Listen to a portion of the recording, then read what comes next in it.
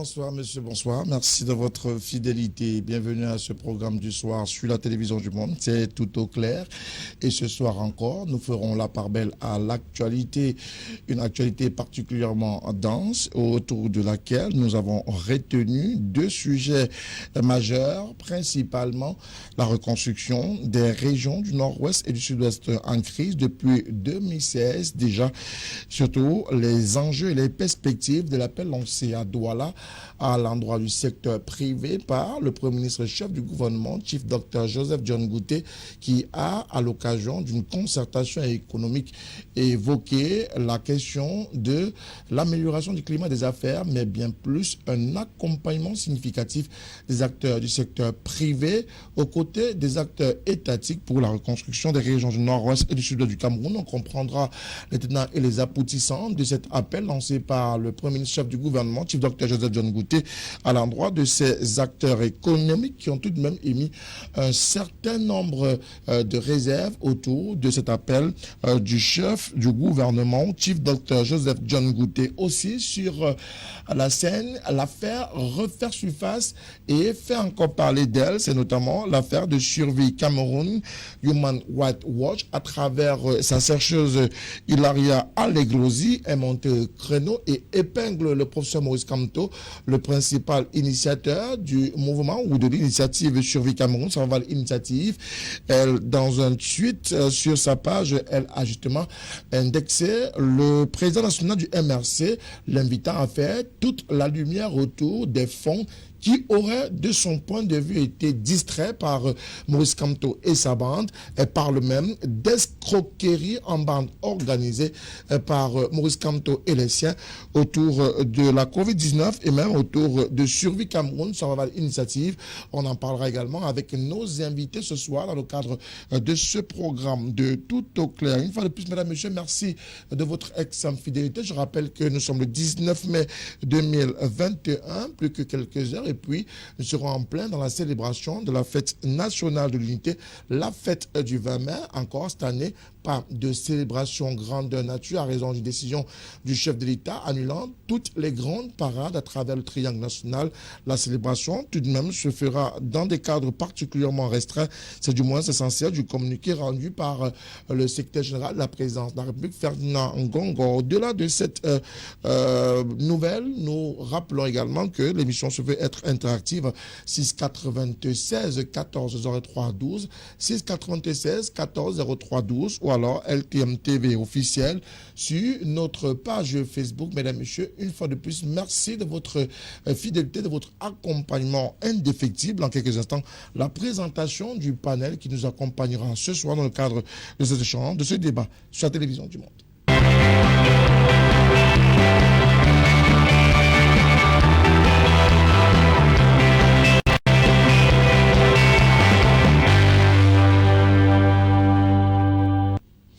Ils sont des acteurs politiques triés sur le volet. Avec eux, nous ferons le tour des questions posées sur la table du débat ce soir. Parmi eux, le représentant du mouvement africain pour la nouvelle indépendance et la démocratie. Il est par ailleurs médecin de formation, mais davantage un acteur politique à travers le Manidem. Dr Richard Etoke, c'est son nom. Il est avec nous ce soir. Dr Etoke, bonsoir.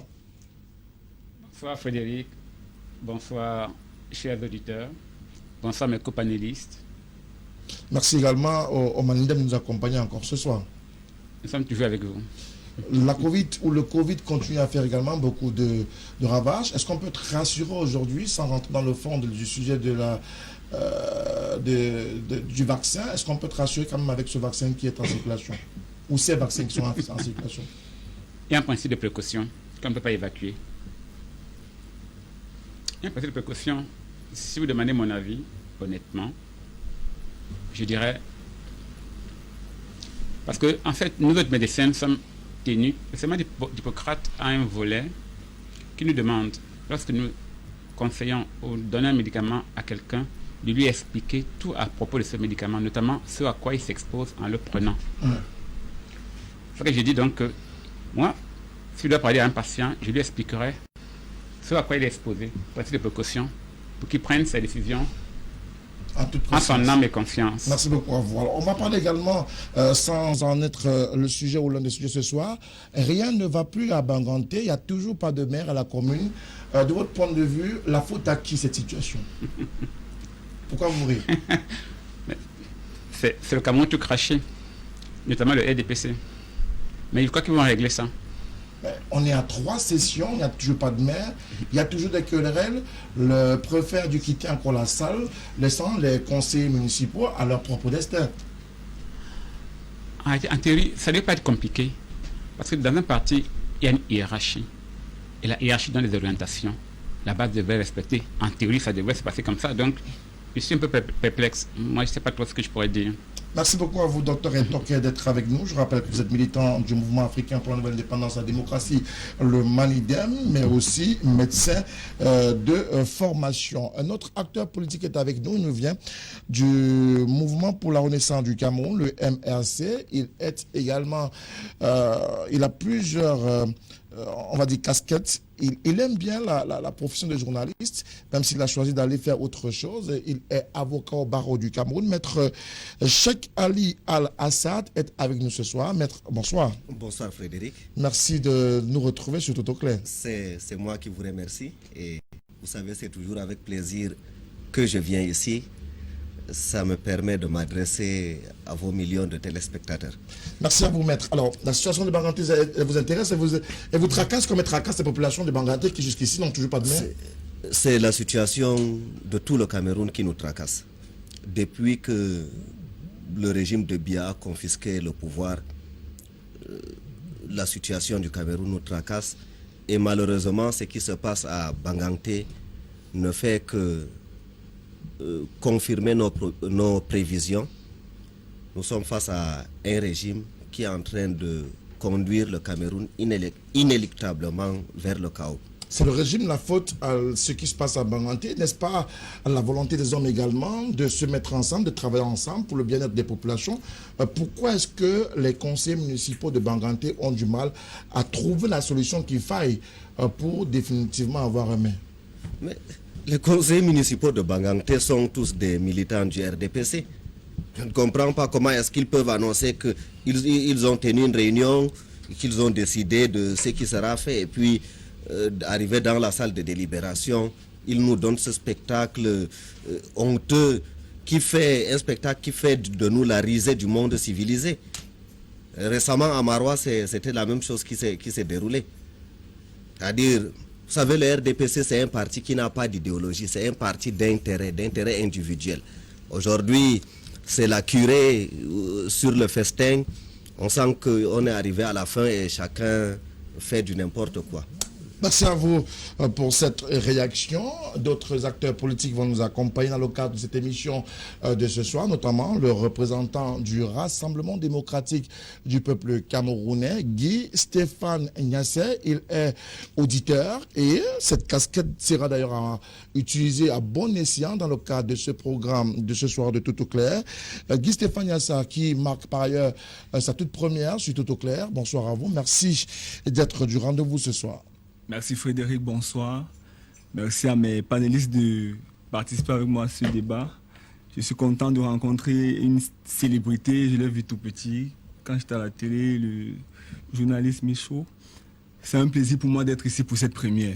Merci beaucoup à vous également d'être avec nous dans le cadre de cet échange sur la télévision du monde. Il est donc là, notre consultant du soir. Je rappelle que M. Abel Limeloba ne sera pas avec nous pendant un bon moment à raison d'une situation de famille. Il a perdu sa sœur aînée, mais tout de même, nous retrouvons, comme parfois on les a combinés tous les deux, on retrouve Michel Moussala qui va nous accompagner pendant cette période. Michel, bonsoir et bon retour parmi nous. Bonsoir Frédéric, bonsoir aux panélistes, aux invités de ce soir, bonsoir à tous les téléspectateurs de LTM. Alors, Michel, vous le savez, Banganté continue à faire l'actualité. À Banganté, je reviendrai à vous pour la question de Banganté, rassurez-vous. Banganté n'a toujours pas de maire. Le préfet a quitté la salle. Il a décidé, ou du moins, il a demandé aux conseillers municipaux, aux doyens d'âge et aux plus jeunes de gérer cette affaire parce que finalement, on ne sait plus ce qui ne va pas au sein du Rassemblement démocratique dans la ville de Banganté. Ben, dire qu'on ne sait pas ce qui se passe serait une véritable utopie. C'est d'autant plus que ceux qui sont appelés à diriger la mairie de Banganté, c'est le parti, c'est le RDPC. C'est eux qui ont remporté à Banganté. Il n'y a pas qu'à se poser beaucoup de questions. Il y a une démarche, peut-être qui n'est pas encore adoptée et acceptée par tous, qui fasse ce blocage. Ce qui est évident, ce n'est pas bon aux yeux de la démocratie. Parce que pour une démocratie qui se dit véritablement implémentée, on n'en serait pas arrivé à ce type de spectacle que les Camerounais vivent depuis pratiquement 2 semaines. Un peu plus de 2 semaines, où l'autorité administrative se retrouve confrontée à une situation où, en réalité, il n'a pas la même mise sur l'autorité municipale. C'est-à-dire qu'il y a des élus du peuple, et le peuple, effectivement, devrait décider dans le cas d'espèce de celui dont, en fait, la cellule des conseillers municipaux. C'est eux qui devraient décider, en réalité, de celui qu'ils veulent mettre à la tête de la mairie. Ceci est d'autant plus dangereux pour l'avancée de la démocratie, parce que ça risque de créer les mêmes velléités. Nous les avions vécues ici à moins de 2 ans à Douala pour l'élection du grand maire. Ce n'est pas nouveau au sein du RDPC. Vous avez vu, pour qu'on en arrive ici, là, à Douala, à mettre un grand maire en place, c'était effectivement les différents élus du RDPC qui n'arrivaient pas à s'accorder sur comment et qui. Dans le cas de Banganté, pour moi, n'est pas surprenant. Parce qu'en réalité, ce type de pratique, ce genre de pratique, devrait être normalement mise au clair par les instances du parti. Et vous voyez que ça va engendrer quelque part ce genre de choses où la préfectorale ou le sous-préfet n'aura pas l'autorité. Et c'est pour ça qu'on leur demande d'être souvent en marge des institutions, des problèmes qui sont liés à des partis politiques. Parce que quand un préfet vient légiférer sur quelque chose où c'est le parti qui devrait en faire une détermination finale, on a du mal à comprendre si la neutralité de l'administration se fait opérer, se fait comprendre. Merci beaucoup à vous. Alors, on va revenir à vous. Je vous ai gardé pour la fin parce que je voulais avoir l'avis de Michel sur la question Banganté. Il y a une concertation préalable. Mais aujourd'hui encore, les conseillers municipaux sont formels. Nous voulons une élection et nous la voulons avec pour candidat face à M. Eric Niat, le premier adjoint de Banganté. C'est une affaire qui concerne le parti, c'est une affaire interne du RDPC. Je suis très heureux de voir à quel point cela suscite l'engouement des autres partis politiques et de la nation. Ce que moi j'ai comme lecture en tant que jeune, c'est que c'est un problème de leadership et d'influence. C'est pas parce qu'il y a la démocratie dans notre pays, c'est pas parce que le système où le parti est établi qu'à l'intérieur de ce système, il n'y aura pas de challenge au niveau du leadership et au niveau de l'influence. C'est comme ça que je vois ce problème et en tant que jeune, je le lis sur cette perspective-là. Il s'agit d'un problème de leadership et d'influence. Le Cameroun doit se bâtir aussi sur cet aspect de leadership et d'influence. On assiste là à, comment je vais dire, un cas d'école de leadership. Et moi, en tant que jeune du RDPC, je m'en inspire. Ce que je veux dire comme... ce que je prends comme position... Ça vous rassure, on applaudit au RDPC de bloquer le processus électoral dans une mairie, de pratiquement bloquer l'évolution, le fonctionnement d'une institution ou d'une collectivité territoriale décentralisée comme la mairie de Banganté, qui est quand même leader dans le département du Nord. Quand vous dites on applaudit de bloquer, c'est un point de vue, c'est votre point de vue, c'est vous qui voyez. C'est vous qui dites que vous réjouissez de voir ce qui se passe à Banganté. Moi, en tant que jeune, je tire des leçons. Je me dis, demain, quand j'aurai la responsabilité, j'ai des éléments à apporter au niveau du leadership. Et ce que je sais, c'est que le comité central a instruit des choses, des démarches, et cela va se régler. Les conseillers municipaux ne veulent pas entendre parler de la voix du conseil ou alors du comité central et veulent être responsables de leur choix face aux populations, mais pas les informations que j'ai me disent que le comité central a instruit et cela va s'arranger. C'est tout ce que j'ai à dire sur la question. Merci beaucoup à vous, monsieur. On ne va pas y revenir, hein, docteur, donc ce n'est pas le sujet du soir. Il y a 2 sujets et on n'aura peut-être pas le temps d'épuiser les 2 sujets qui sont posés sur la table du débat ce soir. Michel, le premier ministre-chef du gouvernement était à Douala ce mardi. Il a principalement rencontré le secteur privé camerounais. Un message, aider le gouvernement à reconstruire les régions du nord-ouest et du sud du Cameroun. Voilà l'appel du Premier ministre, chef du gouvernement. Comment est-ce que vous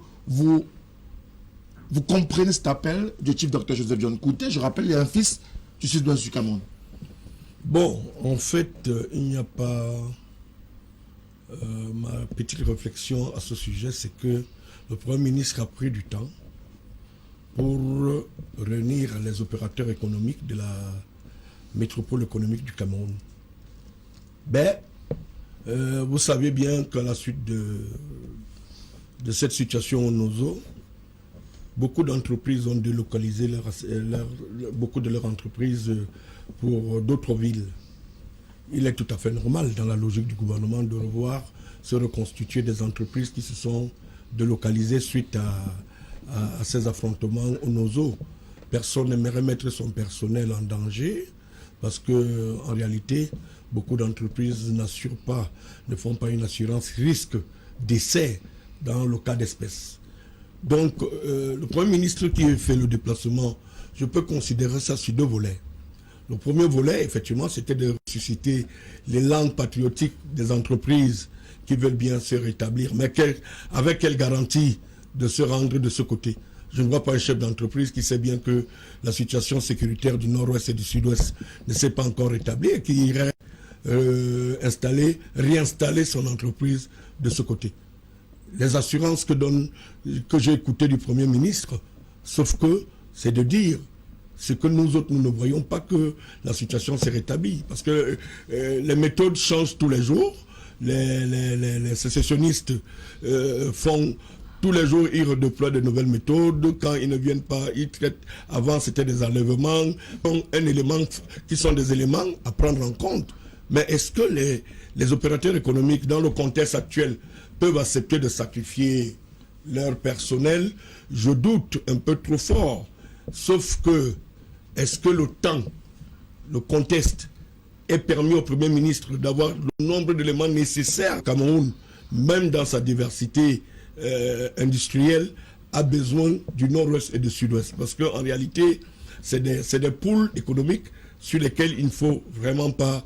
Et le fait de rétablir les entreprises là-bas vient à suffisance de montrer que la situation sécuritaire ne sont pas installés. Eux-mêmes, quand ils prennent le service, c'est pour venir rester dans d'autres villes. Et vous allez voir la somme des communiqués du ministre de la fonction publique qui estime pour lui que le personnel affecté dans ces zones devrait regagner leur poste d'affectation. C'est autant d'éléments qui constituent le doute dans la mission que le Premier ministre, c'est bien, il est Premier ministre chef du gouvernement, il a pour mission d'essayer de relancer, et je vois qu'il est plus penché sur ce qu'on appelle des problèmes économiques.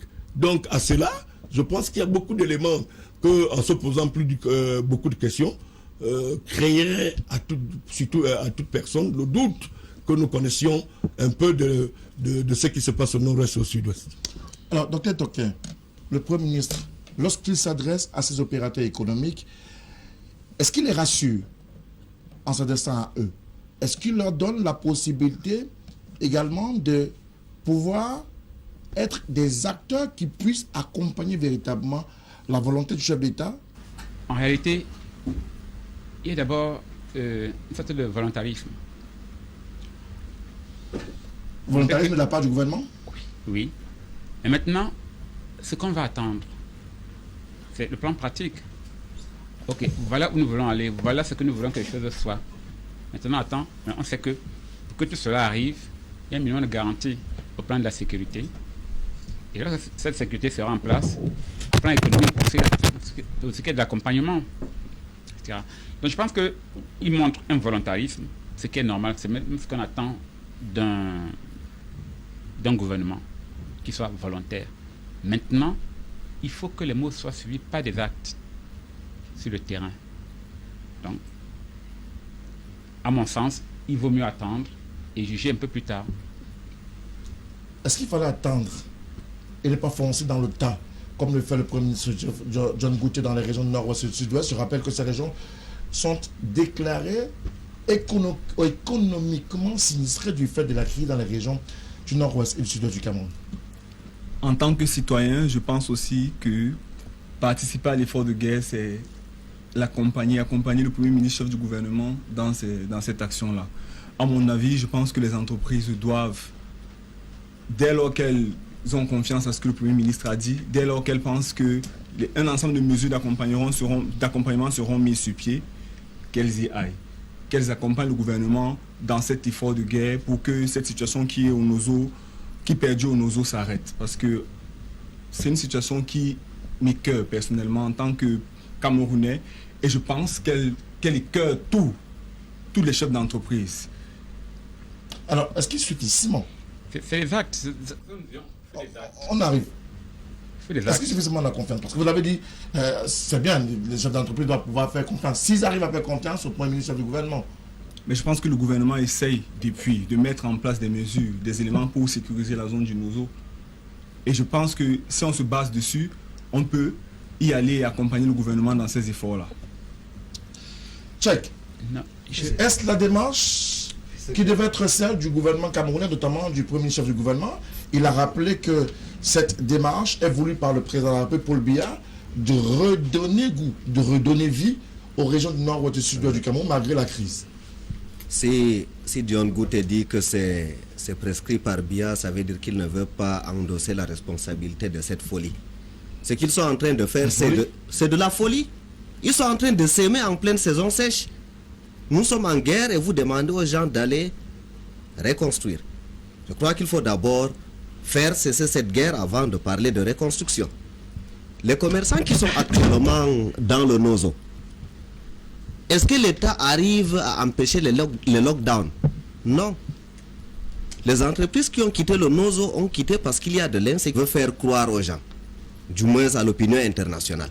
Ils veulent faire croire aux gens que la guerre est finie, que la paix est revenue. Parce que n'oubliez pas que la crise du Nozo, c'est la crise la plus négligée au monde, selon le constat même de l'Organisation des Nations Unies. L'Organisation des Nations Unies, les organisations non gouvernementales, tous ceux qui sont objectifs déplorent le fait que la crise du Nozo soit la crise la plus négligée.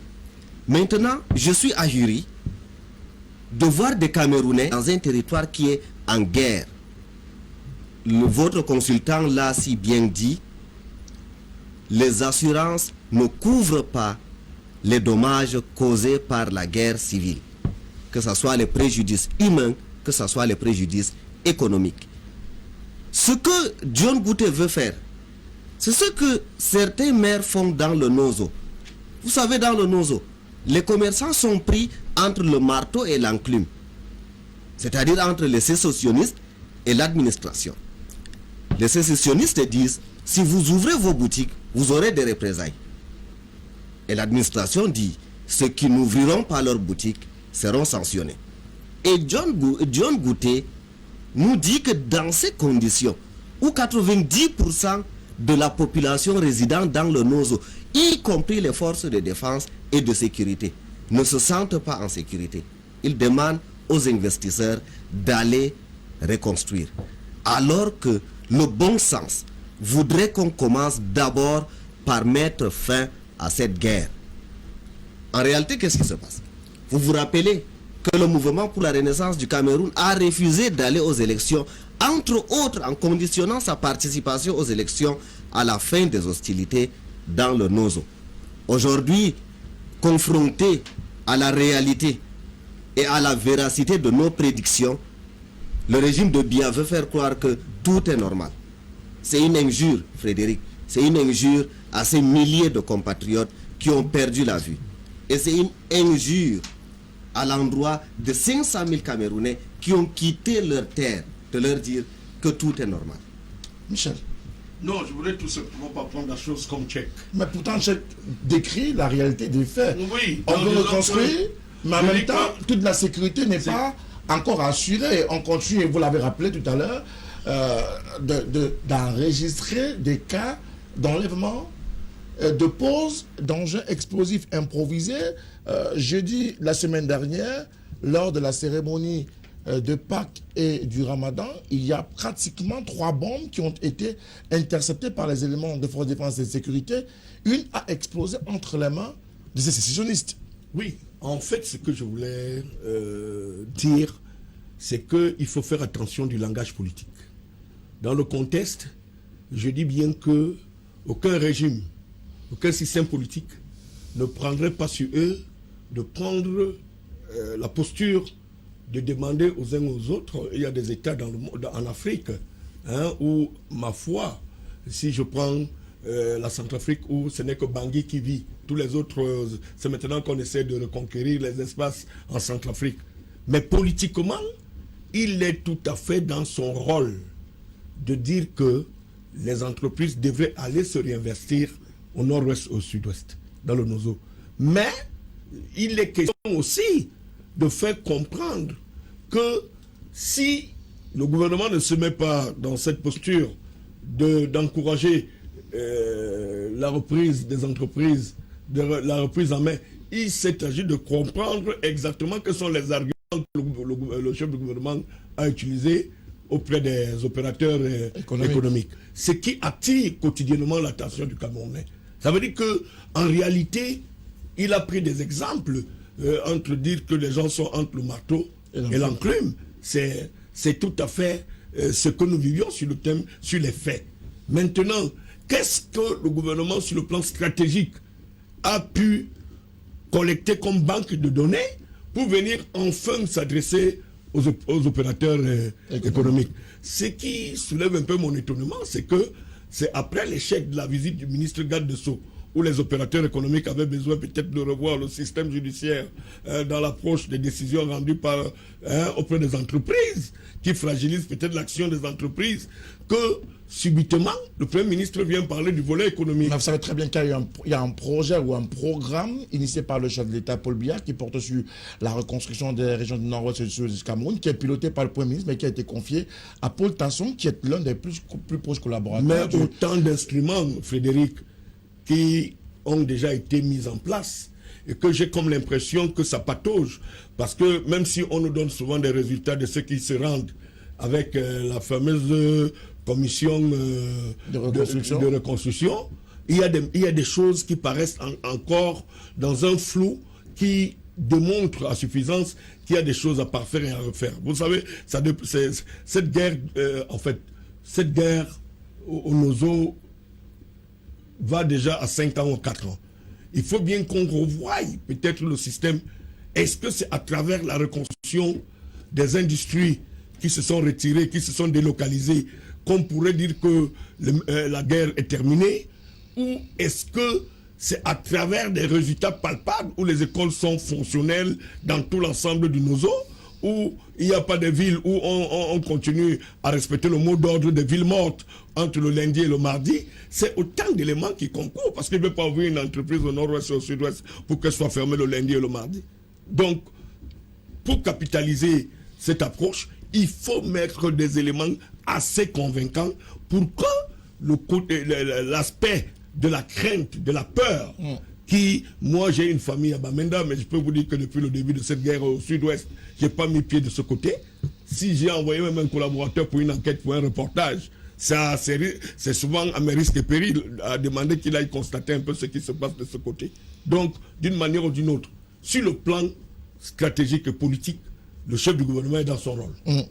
Mais sur le plan de ce qui se passe sur le terrain, c'est tout autre chose. Alors, ça fait deux sons de cloche, la réalité des faits, la volonté, et vous saluez d'ailleurs ce volontarisme, mais du moins un volontarisme qui est balayé d'un revers de la main par Tchèque, qui est militant du MRC, qui pense que c'est une pure hérésie, une pure folie que de se lancer dans une reconstruction. Mais est-ce qu'on ne doit pas pouvoir reconstruire dans les régions du nord-ouest et du sud du Cameroun? On rappelle que le programme de reconstruction piloté par le chef d'État, c'est plus de 89 milliards de francs CFA, et c'est le PNUD qui va piloter ce projet aux côtés du gouvernement camerounais. Si on pose la question de la reconstruction, oui, il faut reconstruire. Et ça ne peut être fait que par les Camerounais. La stratégie militaire, en fait, on ne va pas l'exposer. Je suis sûr que le gouvernement ne va pas l'exposer. Moi, je voulais juste attirer l'attention sur certains cas, parce que quand on parle du nord-ouest, En réalité, dans le Nord-Ouest, ce problème-là, il faut bien le poser. Et c'est quand on le pose bien qu'on le comprend. Moi, je prends un peu le cas du Polisario. Au Maroc, vous connaissez cette histoire au Maroc. On est un peu dans la même situation. Il y a des gens qui, à un moment, se lèvent pour x, y raison, pensent qu'ils peuvent faire sécession. Donc, engage une lutte armée. Le Polisario, au Maroc, en ce moment, ça dure depuis combien de temps? Plus de 30, 40 ans que ça dure. Ben, c'est juste pour expliquer aux gens que un mouvement comme ça ne se balaie pas du revers de la main, juste comme ça. En réalité, je dis, les efforts du gouvernement, on peut trouver des manquements, mais il faut déjà les apprécier. Cette armée qui se bat sur place en prenant tous ces risques, il faut déjà dire, là, en fait, la féliciter.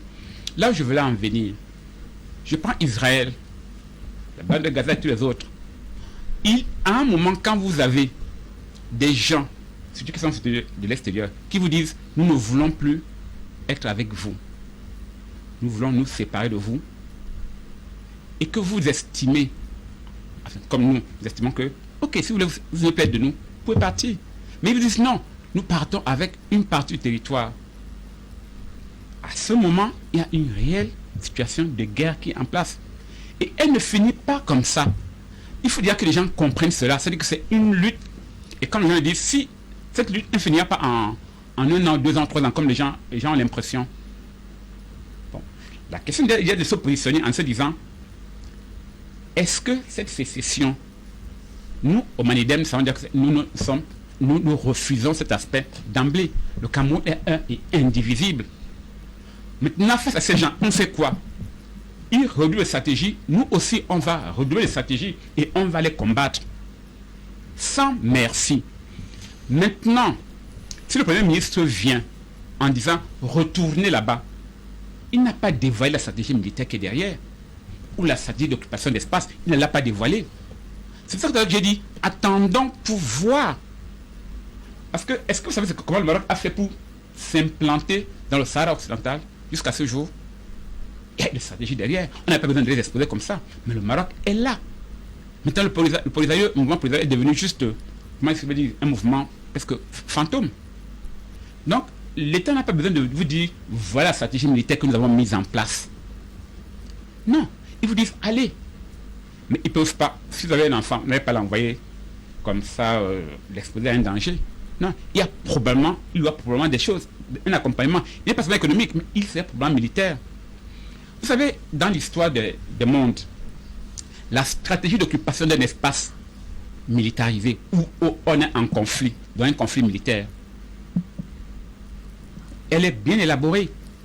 Bon, moi, je ne voulais pas entrer dans les histoires de stratégie militaire ou d'occupation d'espace, un peu comme Israël est en train de le faire.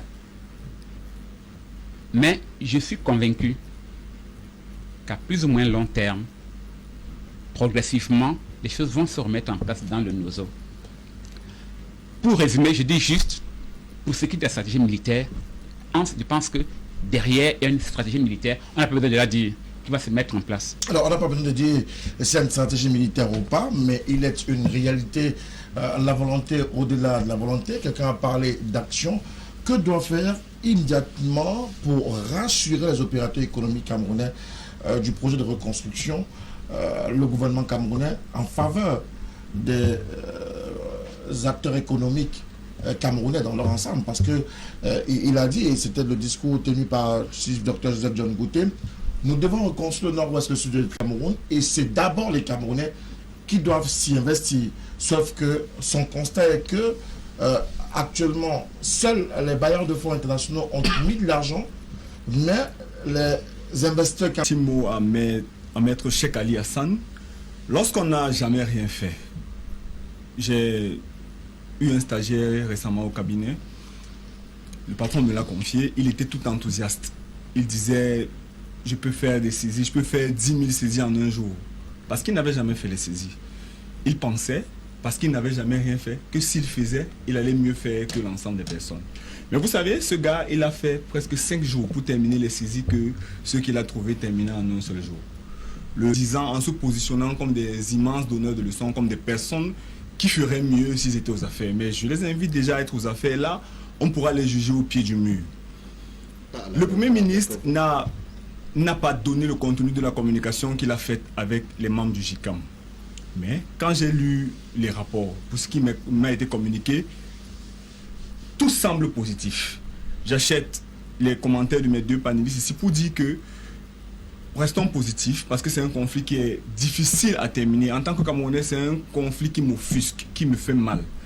Et je ne peux que soutenir le gouvernement pour que les actions qu'il essaye de mettre sur pied, les actions que le président de la République essaie de mettre sur pied, soient fructueuses afin qu'on puisse, dans cette zone qui nous est si chère, retrouver la paix. C'est une zone qui a quand même qui a un potentiel économique énorme.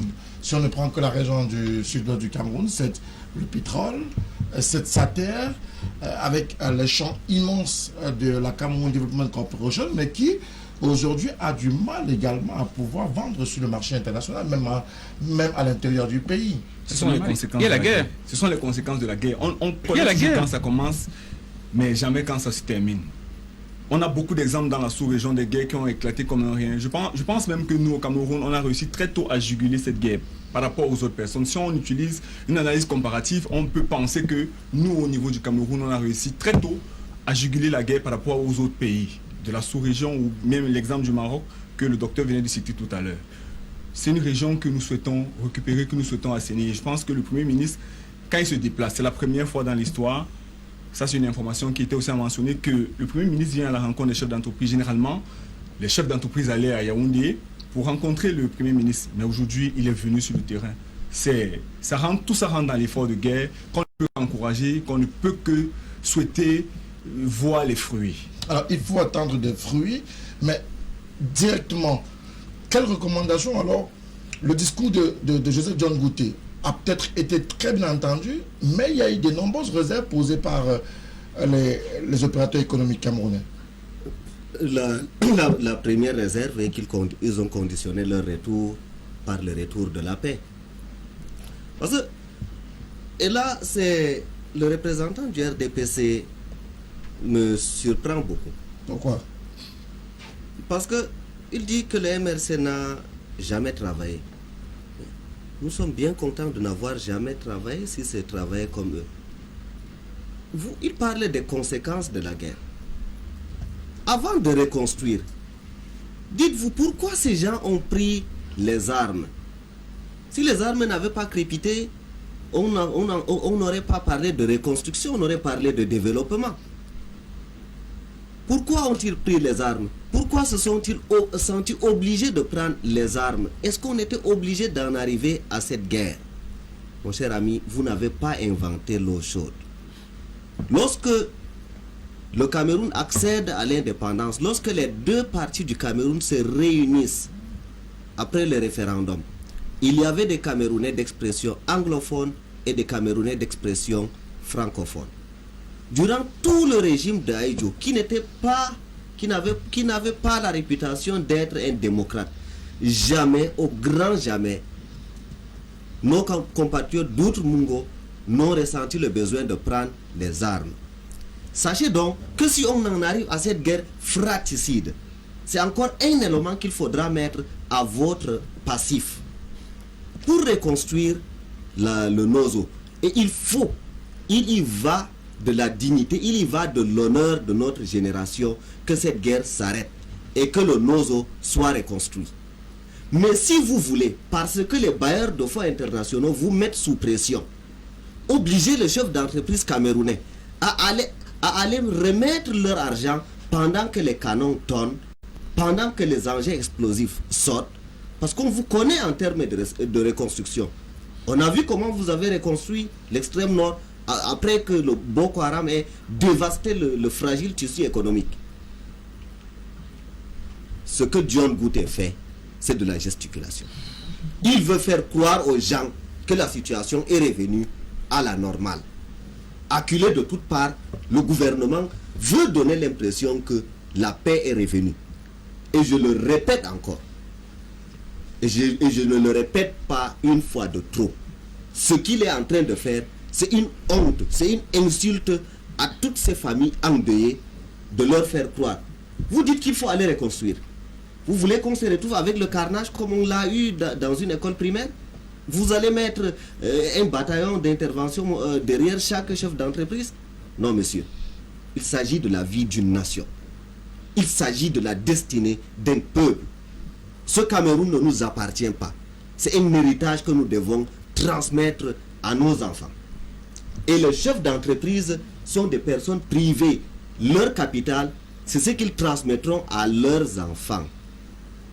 On ne peut pas leur conseiller d'aller mettre l'argent alors que le pays est encore en guerre. Tout ce qu'on peut leur demander, c'est de mettre la pression. La paix? Non, attendez, comment on fait pour avoir la paix alors? Pour avoir la paix, oui, comment c'est pour avoir la paix? Oui. C'est des Camerounais qui se battent entre eux. Asseyons-nous, disons-nous que tant qu'il ne s'agit pas de la sécession, aucune question n'est taboue.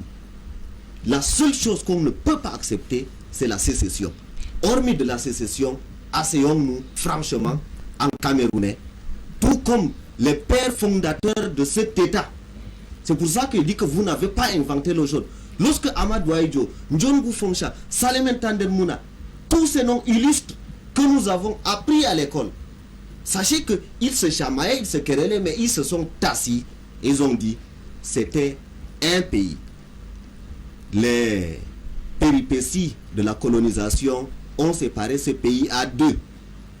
Comment on fait pour reconstruire ce pays? On n'a pas eu besoin de prendre les armes pour obliger nos compatriotes d'Outmungo à revenir dans les Girons. On a dialogué. Pourquoi pensez-vous qu'en dialoguant avec eux, on n'arrivera pas à une solution? Essayons de dialoguer. S'ils refusent de dialoguer, le monde entier. Docteur, lorsque c'est pas la première guerre à laquelle je vais chuter. Dans l'extrême nord aussi, on était en guerre. Est-ce qu'une seule personne a demandé au Cameroun de dialoguer avec Boko Haram? Non.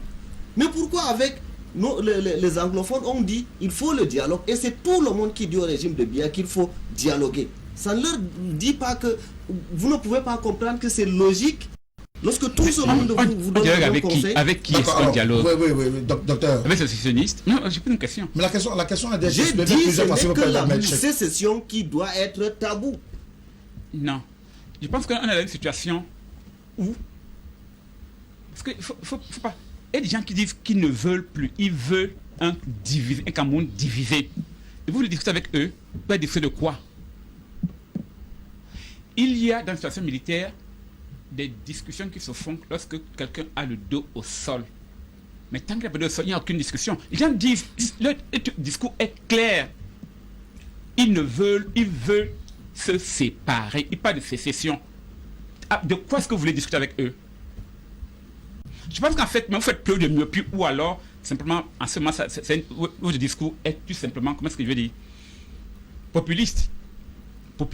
Il faut faire la paix, On ne fait pas la paix comme ça. Les gars sont de vous dire, nous ne voulons pas.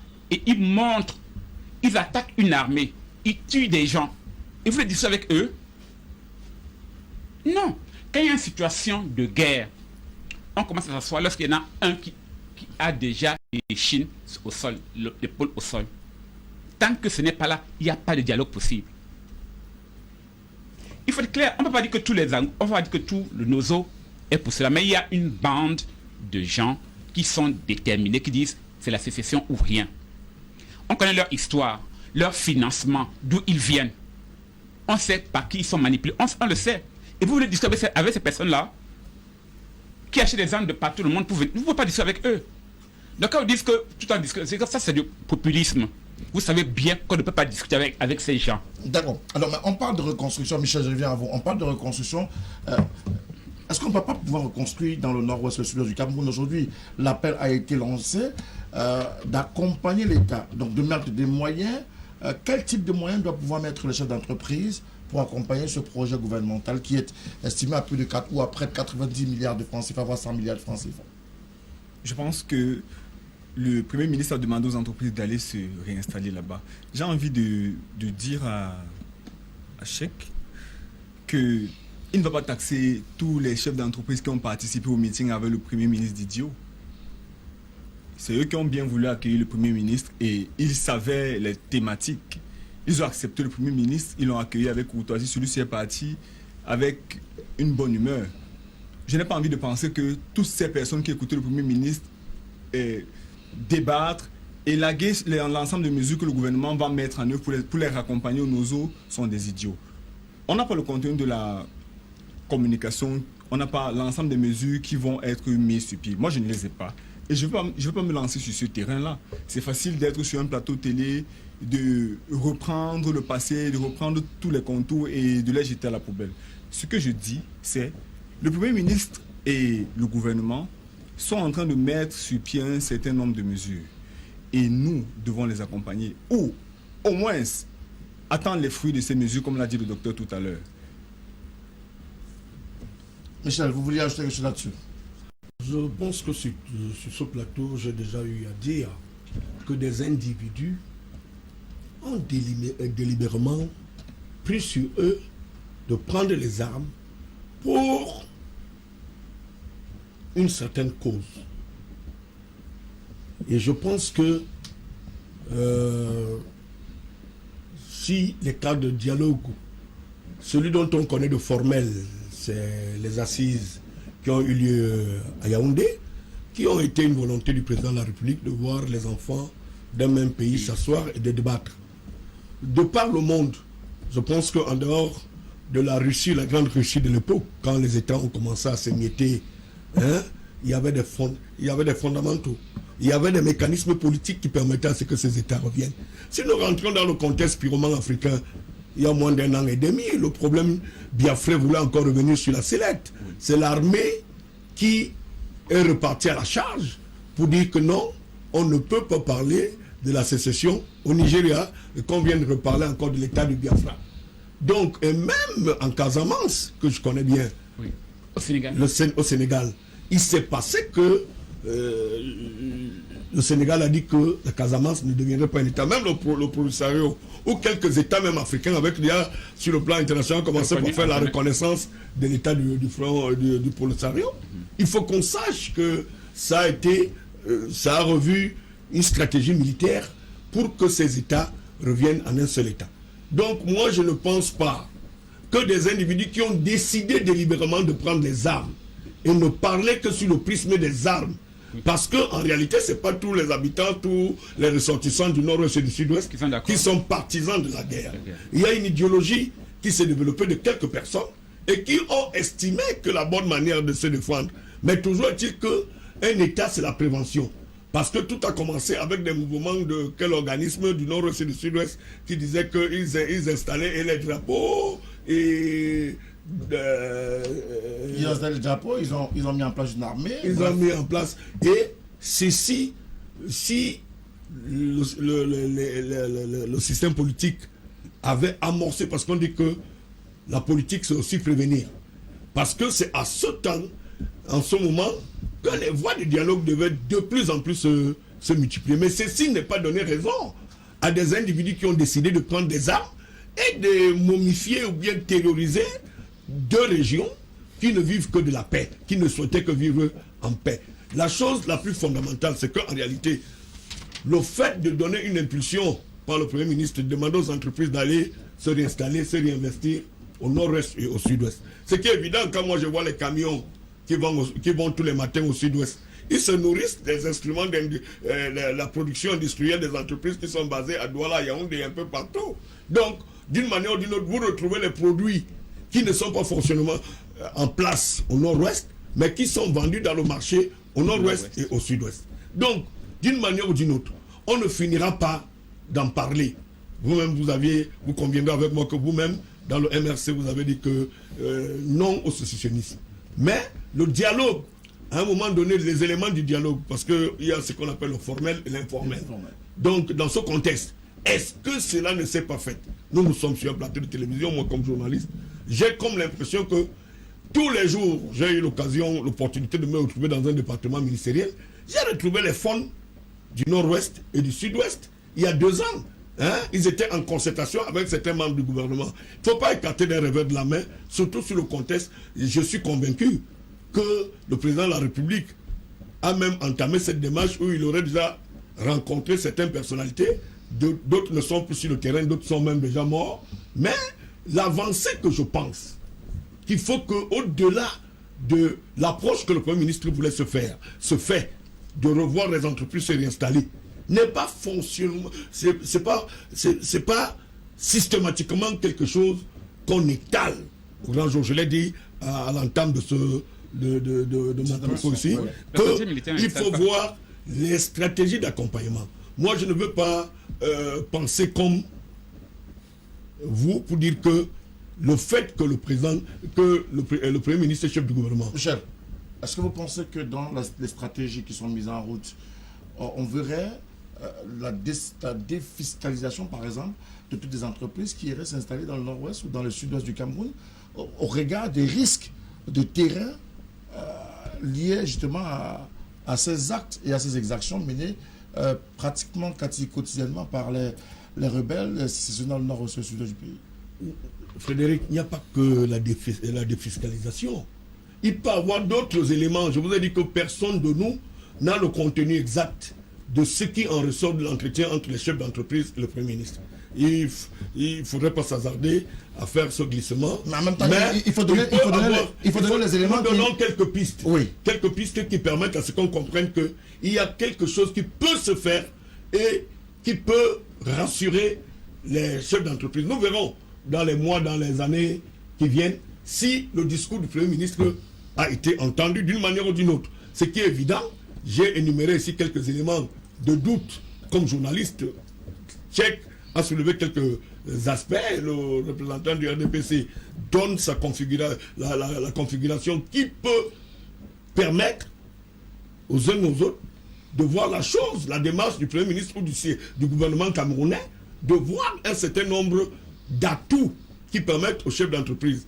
Mais nous parlons comme journalistes parce que quotidiennement, il se passe encore des mouvements d'humeur qui ressortent du nord-ouest et du sud-ouest, qui font à ce que nous ayons un peu du recul. Mais vous savez très bien, par exemple, la route Babadjou-Bamenda a dû être stoppée à raison de velléités des sécessionnistes qui n'ont pas permis à l'entreprise Razel de pouvoir se déployer.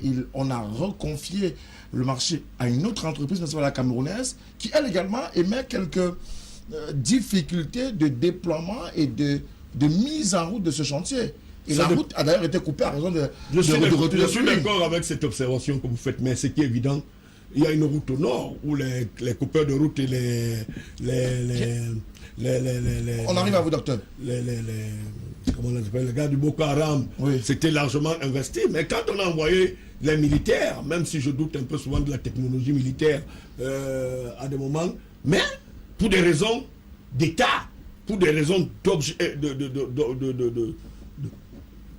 d'objectifs politiques, on va demander aux militaires à un moment donné d'aller faire cette route. Parce qu'ils affichent plus de sécurité. Mais qu'est-ce qui prouve qu'entre-temps, il ne se passe pas techniquement des réunions qui permettent à ce que les entreprises à qui on a confié le marché en soient à être plus sécurisées maintenant? Parce que souvent, nous réfléchissons, d'autres réfléchissent en lieu et place de ceux qui pensent d'une manière ou d'une autre. Parce que moi, je me refuse de comprendre que le NOZO soit pris en otage par ces sécessionnistes. Alors, est-ce que le NOZO est pris en otage et que finalement, ce NOZO ne peut pas être construit en l'état actuel des choses? Bon, il y a deux problèmes. Il faut spécifier. Il y a un aspect économique et un aspect sécuritaire. L'aspect sécuritaire ne dépend pas de nous, c'est une stratégie militaire. Nous ne pouvons pas en avoir. Le contenu, nous ne pouvons pas l'avoir. Bon. Moi, je me dis, voici comment je me dis, le Premier ministre ne peut pas demander aux investisseurs, il faut leur dire, allez investir. Nous vous accompagnons, nous vous donnons de l'argent pour aller investir, enfin nous vous accompagnons, tout en sachant que cet argent est un peu jeté, un peu comme du sel dans la mer. Bon. Vous savez qu'il y a des discussions qui ont été émises par des acteurs politiques dans leur ensemble, oui. Au moment où le chef d'État Paul Biya décide de lancer le projet ou le programme de reconstruction des régions du nord-ouest et du sud-est. C'était au plus fort même des crépitements dans le nord-ouest et le sud-est du Cameroun. Et à date, on n'a pas le sentiment que la moindre pierre, le moindre édifice a pu être reconstruit concrètement avec les fonds, parce qu'actuellement, il y a une enveloppe de 10 milliards disponibles sur les 100 milliards prévus pour la reconstruction des régions du nord-ouest du Cameroun. En réalité, je comprends votre inquiétude.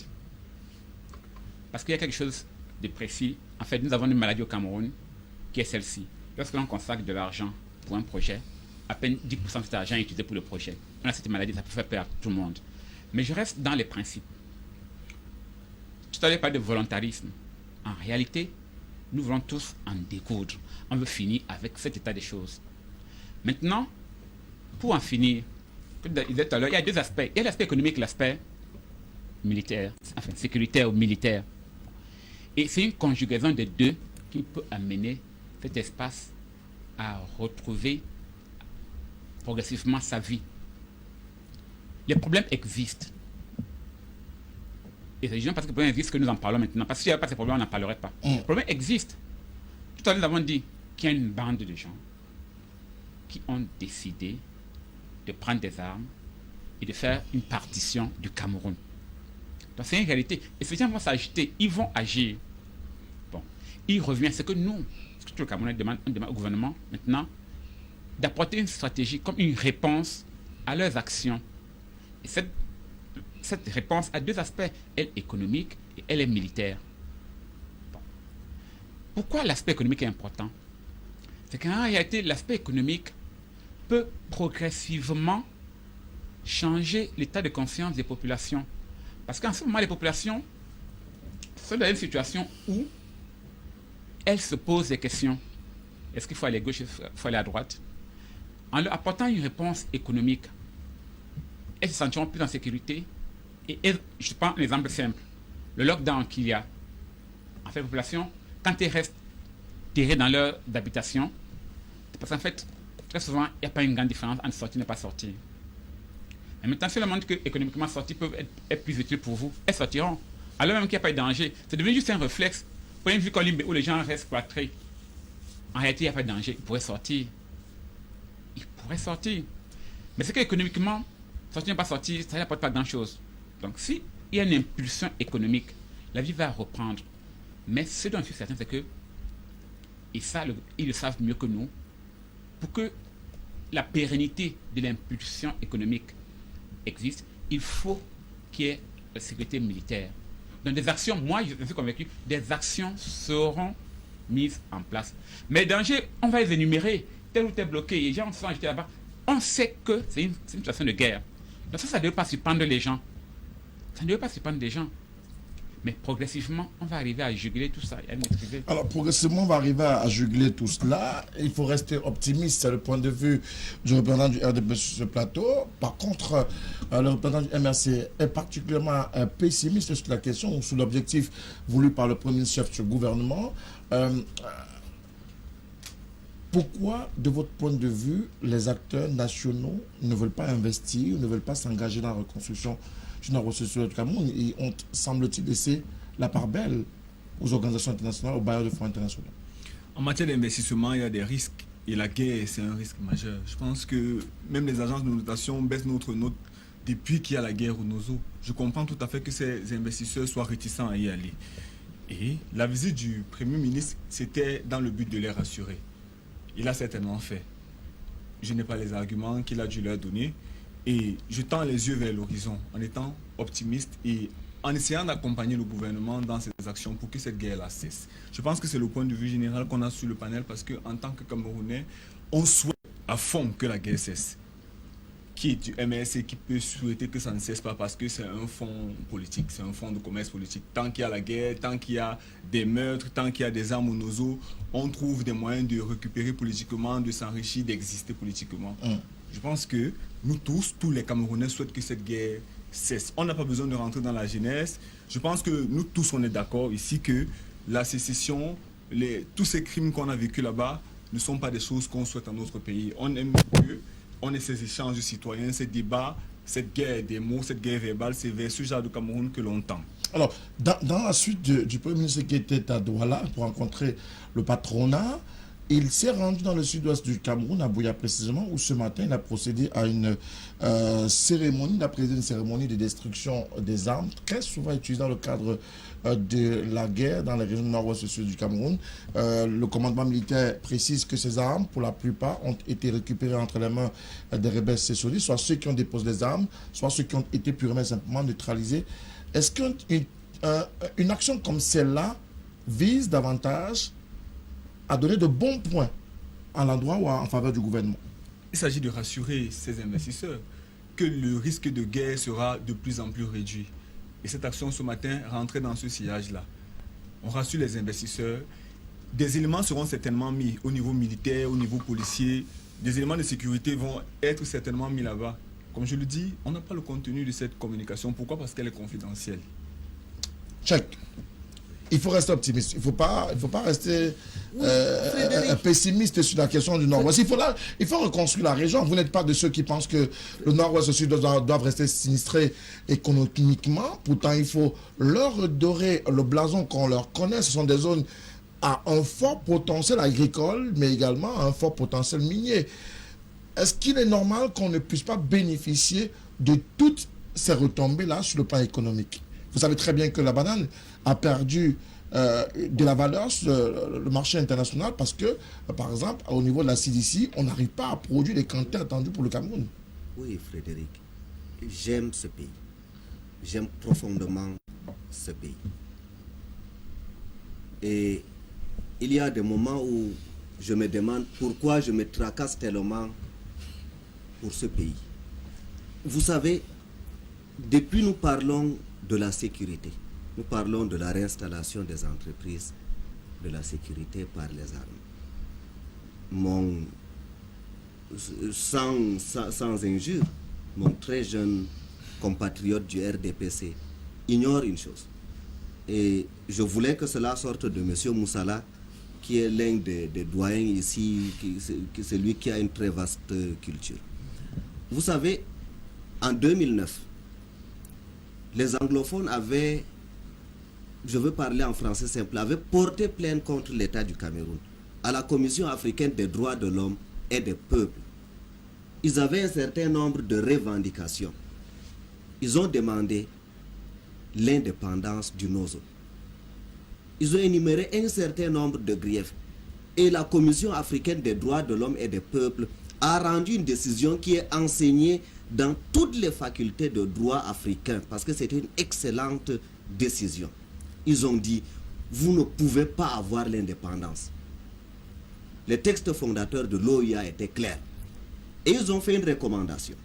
Ils ont dit au Cameroun, ils ont dit, allez développer le Nozo. Libre à vous d'accepter nos recommandations ou non.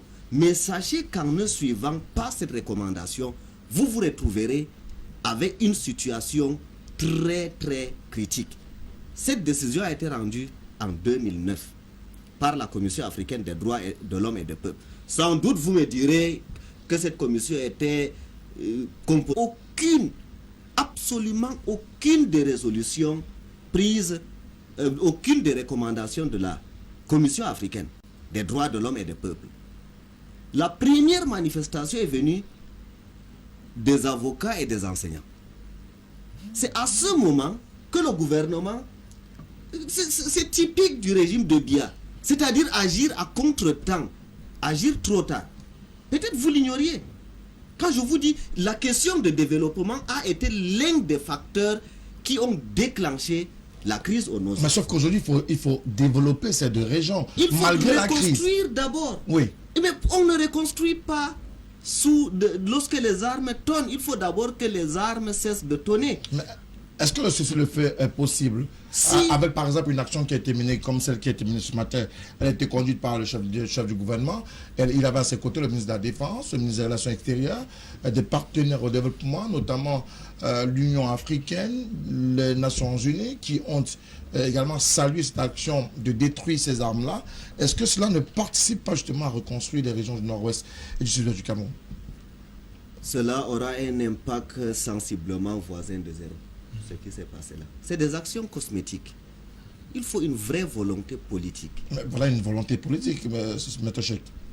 s'il faut aller se balader devant les caméras de télévision et puis se retirer dans les salons fleuris, manger du caviar avec une flûte de champagne à la main, ça ne résout pas la guerre. Il faut un vrai dialogue. Monsieur Moussala, vous le savez. Vous savez comment on peut faire pour dialoguer quand on en a la volonté. Vous savez, toutes ces commissions qui ont été créées, commission du bilinguisme et du multiculturalisme, on dit commission pour la reconstruction. Je vous dis, reconstruire lorsqu'on est en guerre, ce n'est que le régime de Biya qui a émis cette hypothèse-là. C'est exactement comme un paysan de Marois qui va aller s'aimer le mil au mois de mars, c'est-à-dire en pleine saison sèche. Monsieur Moussala, est-ce que vous allez arroser un manguier à midi sans avoir fait l'agriculture? Vous savez que quand vous arrosez à midi, le soleil étant chaud, vous êtes en train de bouillir les racines. C'est contre-productif. Et maintenant, quand vous partez dire que vous voulez reconstruire alors que la guerre n'est pas terminée, et lorsqu'on vous le dit, vous dites que nous supportons les sécessionnistes. Nous ne faisons que clamer une chose.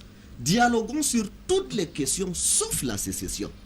Mais comme vous avez une oreille sélective, ou bien vous voulez faire croire à vos téléspectateurs qui pourtant ont un quotient intellectuel très élevé, vous voulez leur faire croire. Alors, il reste très peu de temps sur ce sujet. On a un deuxième sujet, monsieur, on doit sortir et chacun doit pouvoir nous donner une perspective de ce qui se passe ou de ce qui devrait se passer dans le nord-ouest et le sud-ouest du Cameroun dans les tout prochains jours. Au RDPC, vous nous dites que nous avons confiance au plan que le président de la République a mis sur pied et nous demandons aux concitoyens d'accompagner ce plan-là. Docteur? Bon, d'abord, il faut beaucoup féliciter l'armée nationale. Elle est d'ailleurs célébrée le 20 mai chaque année. Oui. Malheureusement, il n'y aura pas de fête ce 20 mai. Oui, parce que c'est notre armée.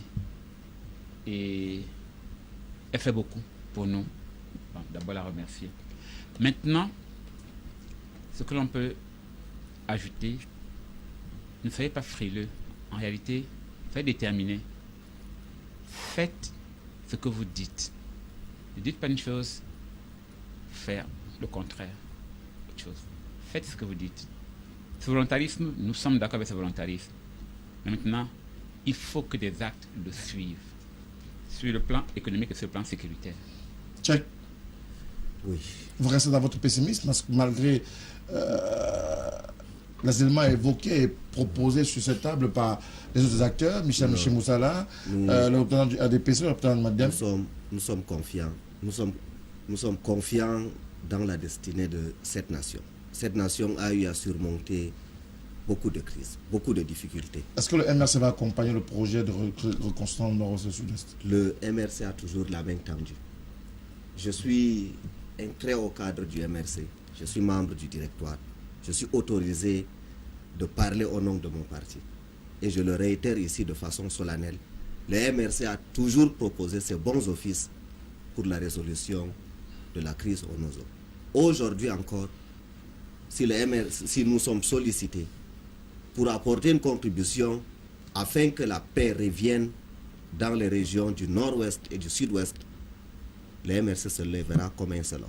Je peux en parler aussi bien en mon nom qu'au nom de tout le directoire national de mon parti. Vous le dites d'autorité. Michel? Il n'y a pas de raison que nous fassions de la fine bouche dans un contexte comme celui-ci. Il faut bien que les bonnes volontés continuent à contribuer dans le sens de l'apaisement. Parce que, d'une manière ou d'une autre, les armes continuent à crépir, mais c'est les Camerounais qui souffrent. Notre armée n'a pas affaire à une force étrangère. On a affaire à des citoyens camerounais qui ont un avis peut-être malencontreusement mal exprimé en prenant les armes. Donc, d'une manière ou d'une autre, rien n'aboutira à une fin si la logique des armes est la chose la plus partagée. Je pense pour moi que d'une manière ou d'une autre, et je l'ai toujours dit, ce n'est pas les militaires à déposer d'abord les armes. Parce qu'ils sont dans leur mission régalienne de lutter contre toute forme de défense nationale.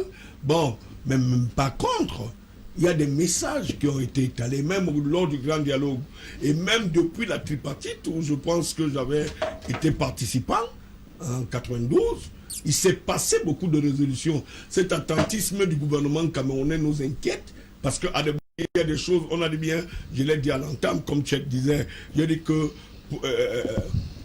prévenir vaut mieux que guérir. Il faut savoir anticiper en politique.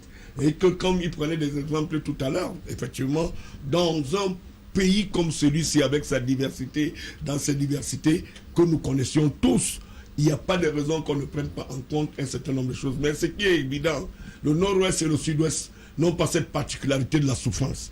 Et le Cameroun est, chacun peut dire de son côté, qui n'est pas du tout satisfait, mais la voie des armes n'est pas la voie la meilleure.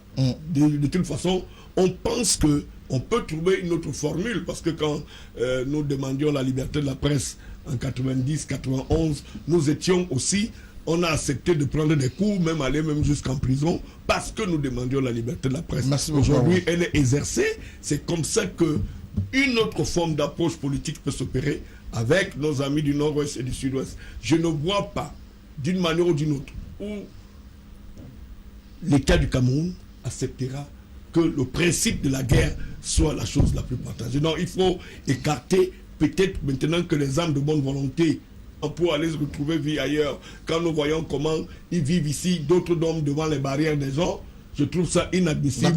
Il faut bien que le gouvernement prenne davantage l'option de voir quelle stratégie faire pour que le nôtre retrouve... Merci beaucoup. C'est l'être noble. Alors, merci beaucoup à vous d'avoir contribué à cette première thématique. Si vous le permettez, on va prendre la deuxième qui porte essentiellement sur la sortie d'un membre de poing de Human Rights Watch, notamment Madame Allegrozi, Hilaria Allegrozi, qui dans un tweet sur son compte Twitter demande où est passée une partie des dollars manquants sur la plateforme Survie Cameroun lancée par l'opposant Maurice Kamto. La plateforme affiche une collecte de plus d'1,1 million d'euros dedans, mais sur son compte, il n'y a que 800 000 euros. Elle évoque la problématique d'une escroquerie en bande organisée de la part de Maurice Kamto et les siens. Ce sont des propos de Mme Allegrozi. On va en parler ce soir dans le cadre de cette émission en deuxième partie avec nos invités, Michel Moussala, le docteur Etok Richard du Manidem, le représentant du RDPC, Guy Stéphane Ignacet, et également l'avocat, même militant du MRC, Maître Cheikh Ali Al-Assad qui est avec nous. Alors, Cheikh, on débute avec vous sur cette question qui concerne le MRC. Il va de soi. Une sortie de Mme Allegrozi, dans ces termes-là, est-ce que ça ne vient pas davantage jeter le probe dans toute la querelle qu'on connaît autour de cette affaire Survie Cameroun? Ça va pas l'initiative? Oui. Je suis vraiment à l'aise d'en parler avec vous, surtout avec vous, Frédéric, parce que vous êtes un ami. Et souvent, il faut que les amis sachent se dire la vérité. Du moins, j'ai la faiblesse de croire que vous me prenez aussi pour un ami. Très, très bien. À l'entame de cette émission, vous avez eu la gentillesse de signaler à vos millions de téléspectateurs que je rêvais d'être journaliste. Seulement, les vicissitudes de la vie m'ont détourné de mon chemin. Vous pouvez revenir. Alors, ce qui est... C'est déplorable. Parce que nous n'avons plus les journalistes de la grande époque de M. Moussala. Aujourd'hui, chacun s'assoit dans un cybercafé ou avec un téléphone Android, il imagine une nouvelle et puis hop, il poste. Madame Hilaria n'a jamais tweeté ça. C'est un fake. Il suffit juste d'observer la capture d'écran qui se balade là. C'est absolument un fake. Je suis sur la page de Mme Allegrozi. Oui. Et c'est bien affiché sur sa page. Qu'elle a effectivement tweeté. Je l'ai aussi.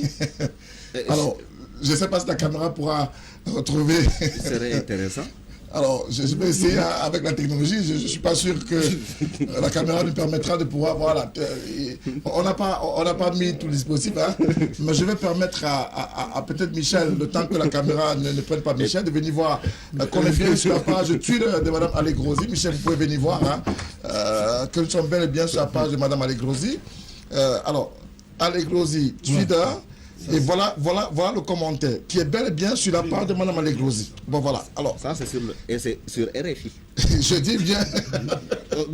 Je dis bien que c'est sur la page de Mme Allegrosi. Alors revenons sur le fond du sujet. Vous voulez nous faire diversion?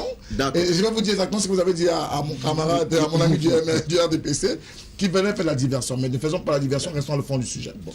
Lorsqu'il y a une sortie comme celle-ci, qui a d'ailleurs été relayée par plusieurs presses, par plusieurs journaux de la place camerounaise qui sont suffisamment importants, on ne peut pas se dire qu'on est dans un fake. D'accord. Alors, est-ce qu'une sortie comme celle-ci est en mesure davantage de discréditer tout ce qui a déjà été fait autour de Survie Cameroun? Oh non, pas du tout. Parce que c'est une histoire très simple. Nous avons lancé une initiative, des personnes de bonne volonté ont contribué.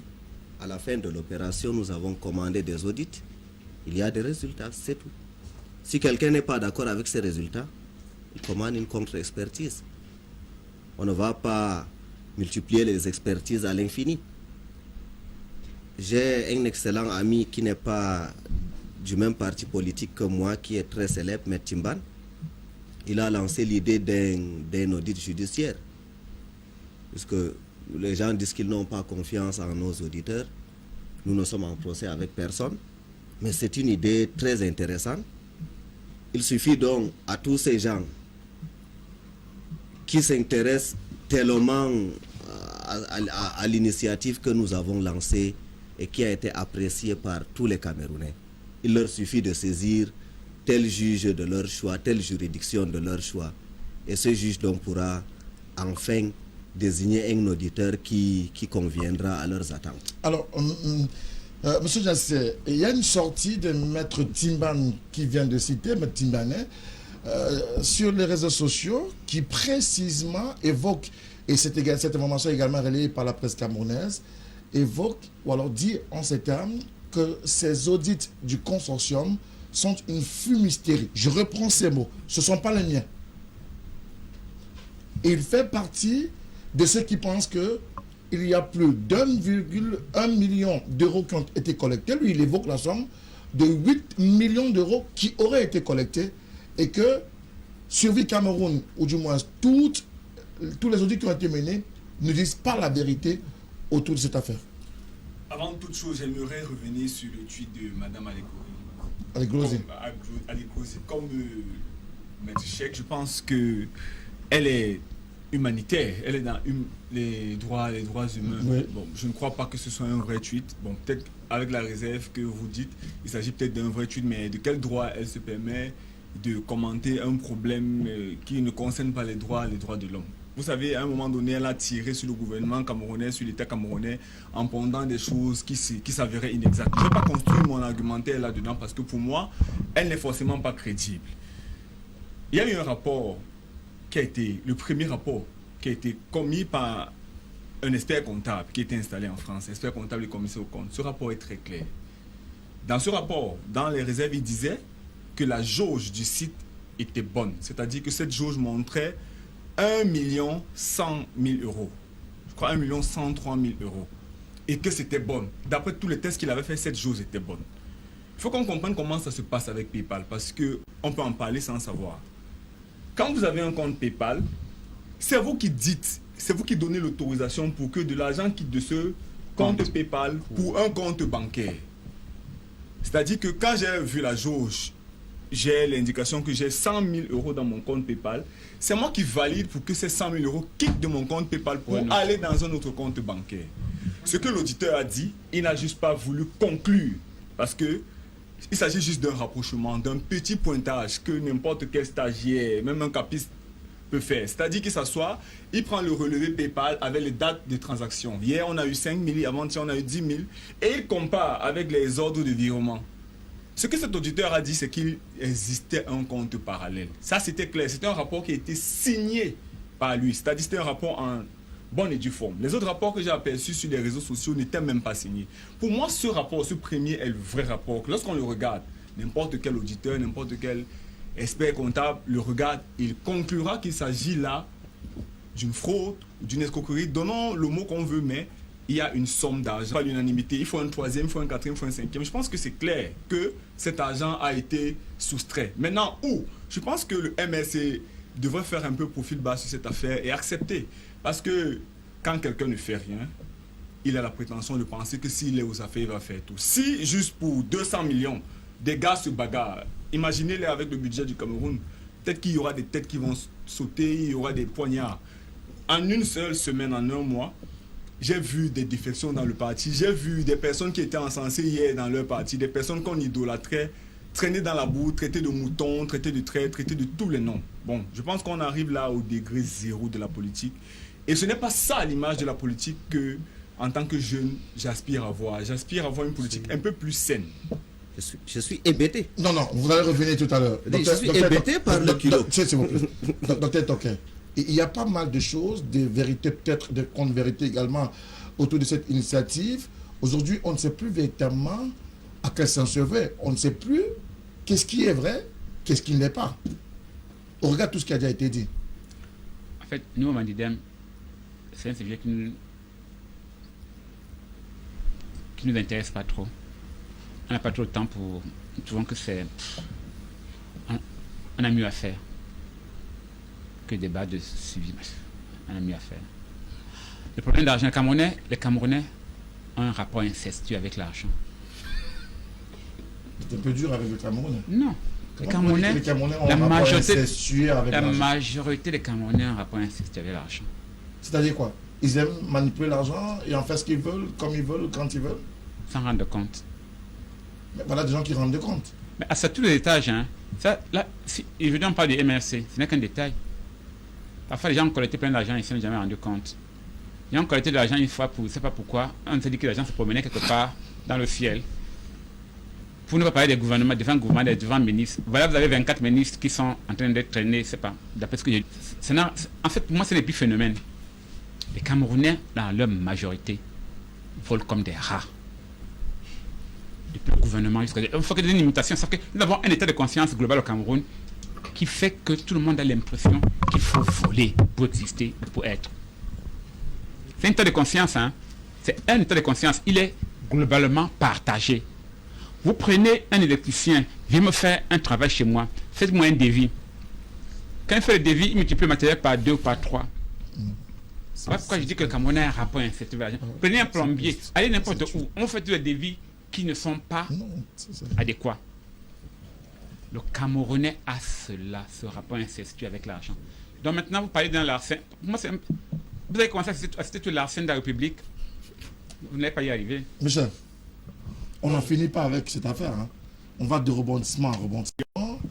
On ne va pas dire de querelle en querelle parce qu'il y a eu un premier rapport conduit par Christian Penda et Coca qui avait été la plate centrale de l'opération Survie Cameroun. Ensuite, il y a eu une contre-expertise menée par le professeur Maurice Kamto. Bref, c'est un consortium qui avait été mis sur pied. Et le consortium a dit c'est un bug qui a fait, on ne va pas dire fuir l'argent, mais qui a malheureusement, qui justifie des cas de plus de 300 000 € qu'on ne retrouve pas et que Mme Alegosi également recherche. Mais au-delà de cela, Christian Penda et Coca est venu remettre en cause le rapport de M. Kamto. Maître Timban, qui a été cité ici, a remis en cause le rapport de M. Kamto. On ne sait plus quoi. On ne sait plus quoi dire. Est-ce que faut-il s'appesantir à des rapports qui vont de rapport en rapport?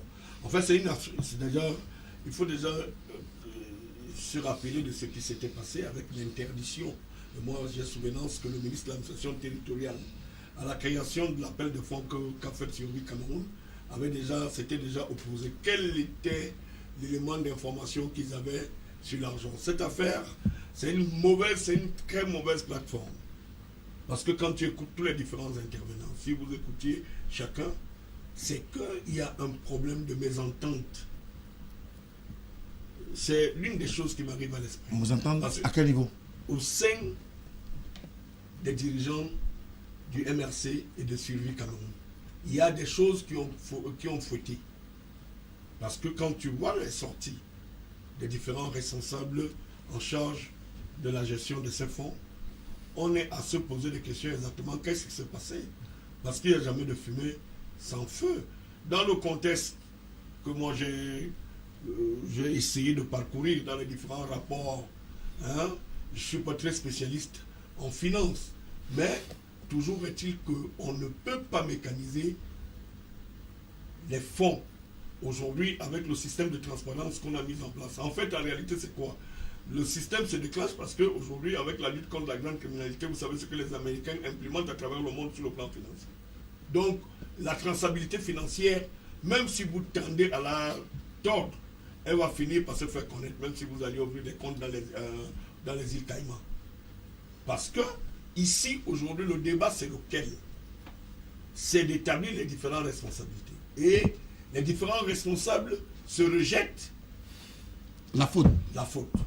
Donc, pour avoir un élément qui puisse apporter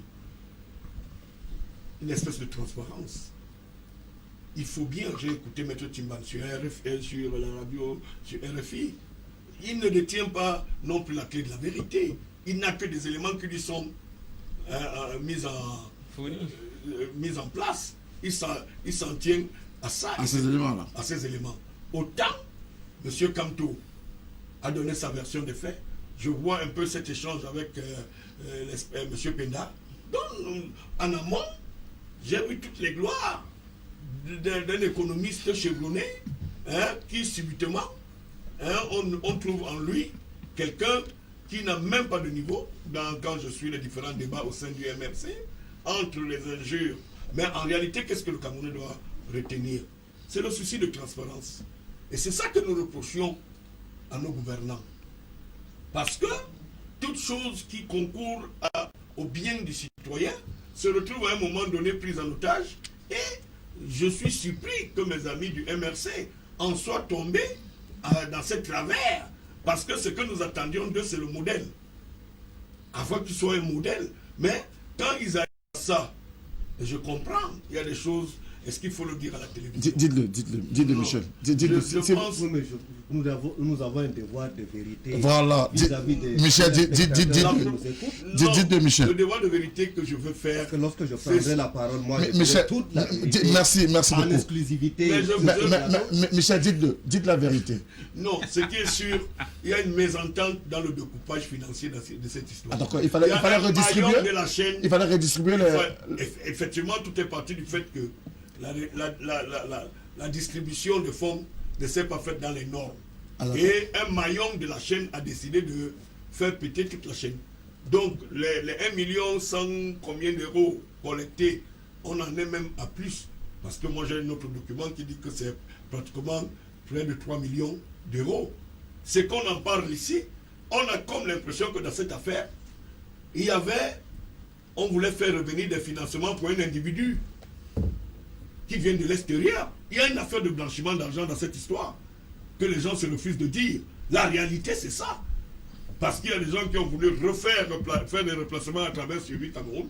On nous parle des chiffres sur lesquels ils ne se sont pas entendus, mais la vraie réalité, c'est qu'il faut voir le blanchiment d'argent qui s'est opéré autour de Survie Cameroun. Donc, qu'on n'endorme pas le citoyen sur des choses qui donnent, comme si c'est une espèce de distraction. La réalité, c'est qu'il y a quelque chose qui s'est passé entre les membres du MRC, en fait, ceux qui sont dans le sillon de cet argent, et vous savez, c'est comme si des bandits étaient allés braquer une banque et qu'ils ont pris 50 millions.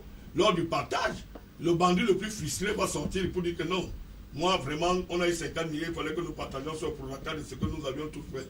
Il n'est pas question que parce que tu es le chef bandit, tu prends 30 millions et tu nous laisses 20 millions parce que tu es qualifié pour chef bandit. D'accord.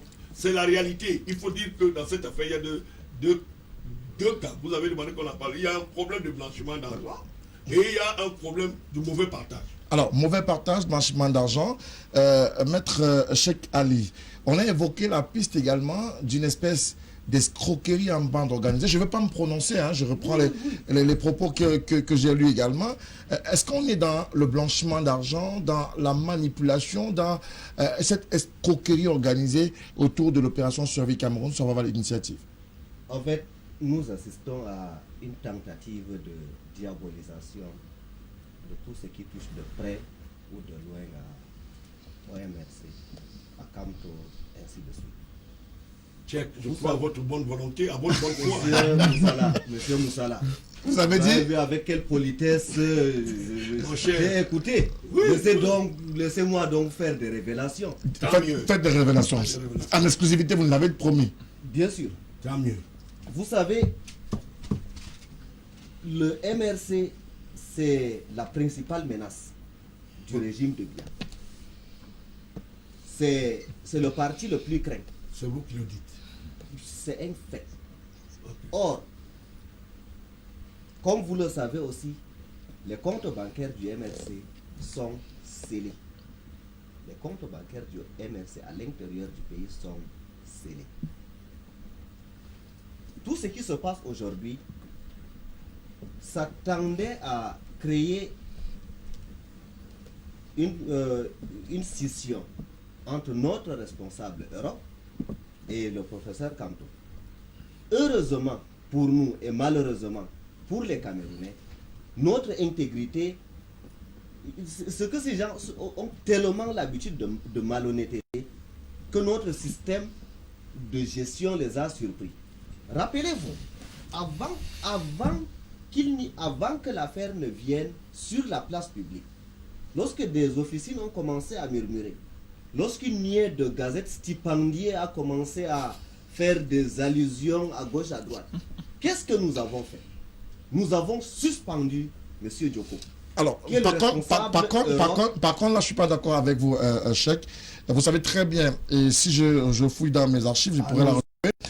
Monsieur Djoko a démissionné avant d'avoir été suspendu, puisqu'il y a une lettre officielle qu'il a écrite au président Maurice Kamto, lui signifiant qu'il ne fait plus partie des effectifs, ou du moins, il n'est plus le responsable Europe du MRC. Pourtant, il était la plaque tournante de l'opération Survie Cameroun en Europe, en termes de collecte des fonds. Merci de parler aussi de cette lettre. J'étais secrétaire délégué chargé des questions juridiques dans la fédération, dans la fédération départementale du Diamaré, ayant été nommé au directoire pour me conformer avec les textes de notre parti qui interdisent le cumul. J'ai dû démissionner de mon poste de responsable départemental.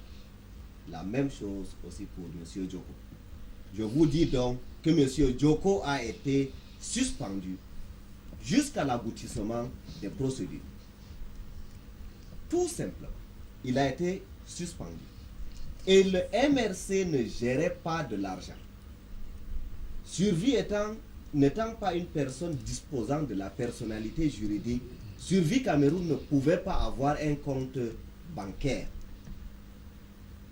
Ceux d'entre vous qui font dans les affaires savent ce qu'on appelle un sous-compte. On a donc ouvert un sous-compte dans les comptes MRC Europe. Tout l'argent qui venait était logé dans ce compte. Or, les PENDA, les gestionnaires de Survie, n'avaient pas accès à ce compte.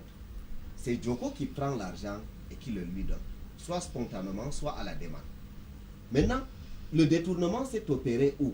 Parce qu'il ne faut pas répéter ce que les perroquets des réseaux sociaux disent. Ils sont payés par le cabinet noir pour le dire. Le cabinet noir appartient à qui? Le cabinet noir qui émarge là où peut-être, je ne sais pas, la SNH a encore quelques... Je ne souhaiterais pas que vous citiez des noms d'entreprises. On n'a pas cité le nom d'une entreprise ici, donc il faut éviter de les citer, au risque de nous subir des armes. Vous êtes une figure tellement respectée dans ce pays que c'est à contre-cœur que je vous fais remarquer une incohérence dans ce que vous dites. Vous avez parlé de blanchiment. Et ce terme fleurit dans tous les magazines du Hilton, dans tous les journaux du Hilton. Monsieur Frédéric, et vous-même, vous savez ce que c'est que les journaux du Je ne sais Hilton. pas ce que c'est. Le blanchiment d'argent, c'est lorsqu'on a de l'argent d'une origine douteuse, qu'on le fait passer par un circuit pour que lorsqu'il sort, il paraisse comme de l'argent propre. Et quand on fait du blanchiment de l'argent, ça diminue. Mais quand vous dites que c'est une opération de blanchiment, c'est un peu comme si le MRC avait le magot à l'extérieur et qu'il voulait faire entrer ce magot au Cameroun. Et comment allons-nous voler notre propre argent puisqu'on blanchit toujours son propre argent? J'ai vu un journaliste qui pourtant même était un excellent ami à moi, souvent il a une plume assez déroutante, qui explique que tous les contributeurs de survie avaient volé des cartes bancaires en Europe et que c'était pour eux un moyen de financer les MRC. Non, arrêtons ça. Si vous ne croyez pas en nos auditeurs, et mon compatriote du RDPC a beau être auditeur, il sait aussi que s'ils ne sont pas d'accord avec, Et vous chuterez avec ça, s'il vous plaît. avec nos audits, allez saisir un juge, demandez un audit judiciaire et puis ça sera une vérité judiciaire. Quelle est la démarche qui doit être employée aujourd'hui? Doit-on s'attendre à ce que le gouvernement camerounais décide de lancer ou d'intenter un procès à l'endroit des initiateurs du projet ou de l'initiative Survie Cameroun? Je pense que cette initiative s'est détruite par elle-même. Est-ce qu'on doit tirer sur un cadavre? Ça, c'est la question. Je pense que quand on voit la multiplicité d'opinions qu'il y a, la multiplicité de rapports, la multiplicité de défections. Hier, je crois que Christian Pendekouka était le meilleur économiste du Cameroun. Aujourd'hui, il est rien, il est traîné dans la boue. Mais il était toujours, j'ai fait une photo avec le président du MRC, ils étaient tout ensemble. Aujourd'hui, il n'a jamais été membre du MRC, il pouvait partir comme il voulait. Voilà. Et j'ai même vu sur des réseaux sociaux des ardents défenseurs. Christian, celui dont on parle là, il était parrain de l'initiative, il était caution morale, entre guillemets, sur le plan international de l'initiative. Aujourd'hui, il se dédie de l'initiative, il n'est pas d'accord. Je pense que, à se focaliser juste là, le gouvernement n'a pas besoin d'en rajouter. Le MSC donne la preuve. Vous allez libérer nos comptes que vous avez bloqués. C'est toujours pour survivre les contributions des Camerounais. C'était interdit. Il avait interdit. Vous êtes allé contre la loi. En allant contre la loi, vous êtes positionné en donneur de leçons. Vous allez nous montrer comment on gère. Vous allez nous montrer comment on gère les choses en toute transparence. On va faire des audits, on va communiquer sur la place publique. Il n'y aura aucun retour. Mais on vous observe. Il y a des batailles juste pour 200 millions. C'est un journaliste qui a parlé. Je n'avais pas cette information. Si un journaliste l'a dit, je peux quand même l'écouter. Apparemment, c'est juste un partage du gâteau qui n'a pas marché. Je pense que le gouvernement n'a pas besoin d'en rajouter. On les regarde et puis on se dit, c'est un parti qui est suffisamment incohérent. Tout à l'heure, il disait qu'ils ne sont pas allés aux élections du Nozo parce qu'il fallait que la guerre s'arrête. Mais ils sont allés à la présidentielle. La guerre ne s'était pas arrêtée. Aujourd'hui, avec Survival, on a vraiment, comme je l'ai dit, le niveau de politique au degré zéro. Ça me fait pitié de voir comment vous jetez tous vos supporters, tous les membres qui ont été avec vous, toutes les personnes qui vous ont accompagné dans votre combat politique. Et au moins la dignité de les garder, et au moins la dignité de les écouter, ne les détruisez pas comme ça. Ce n'est pas une belle image pour la politique et pour la jeunesse camerounaise. On s'attendait à ce que Survie Cameroun soit une véritable action, malgré son interdiction sur le plan national par les autorités camerounaises, qui estimaient que, peut-être à tort ou à raison, que l'opération était juste un leurre ou un trompe-l'œil vis-à-vis de la pandémie Covid-19, mais également vis-à-vis des Camerounais.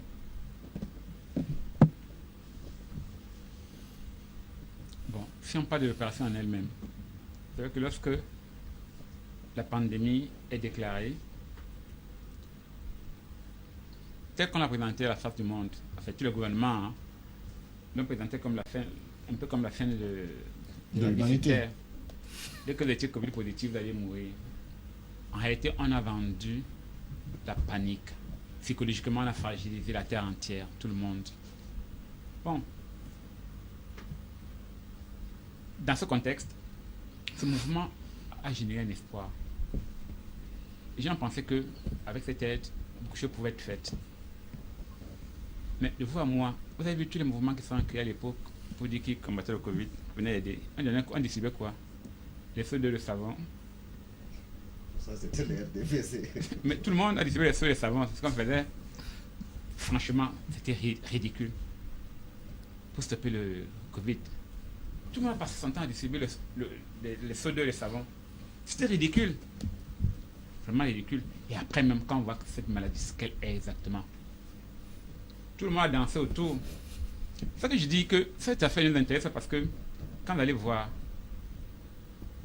les fonds Covid, nous, le gouvernement aussi, on parle de détournement des fonds Covid. Et là-bas, on parle de détournement des fonds Covid.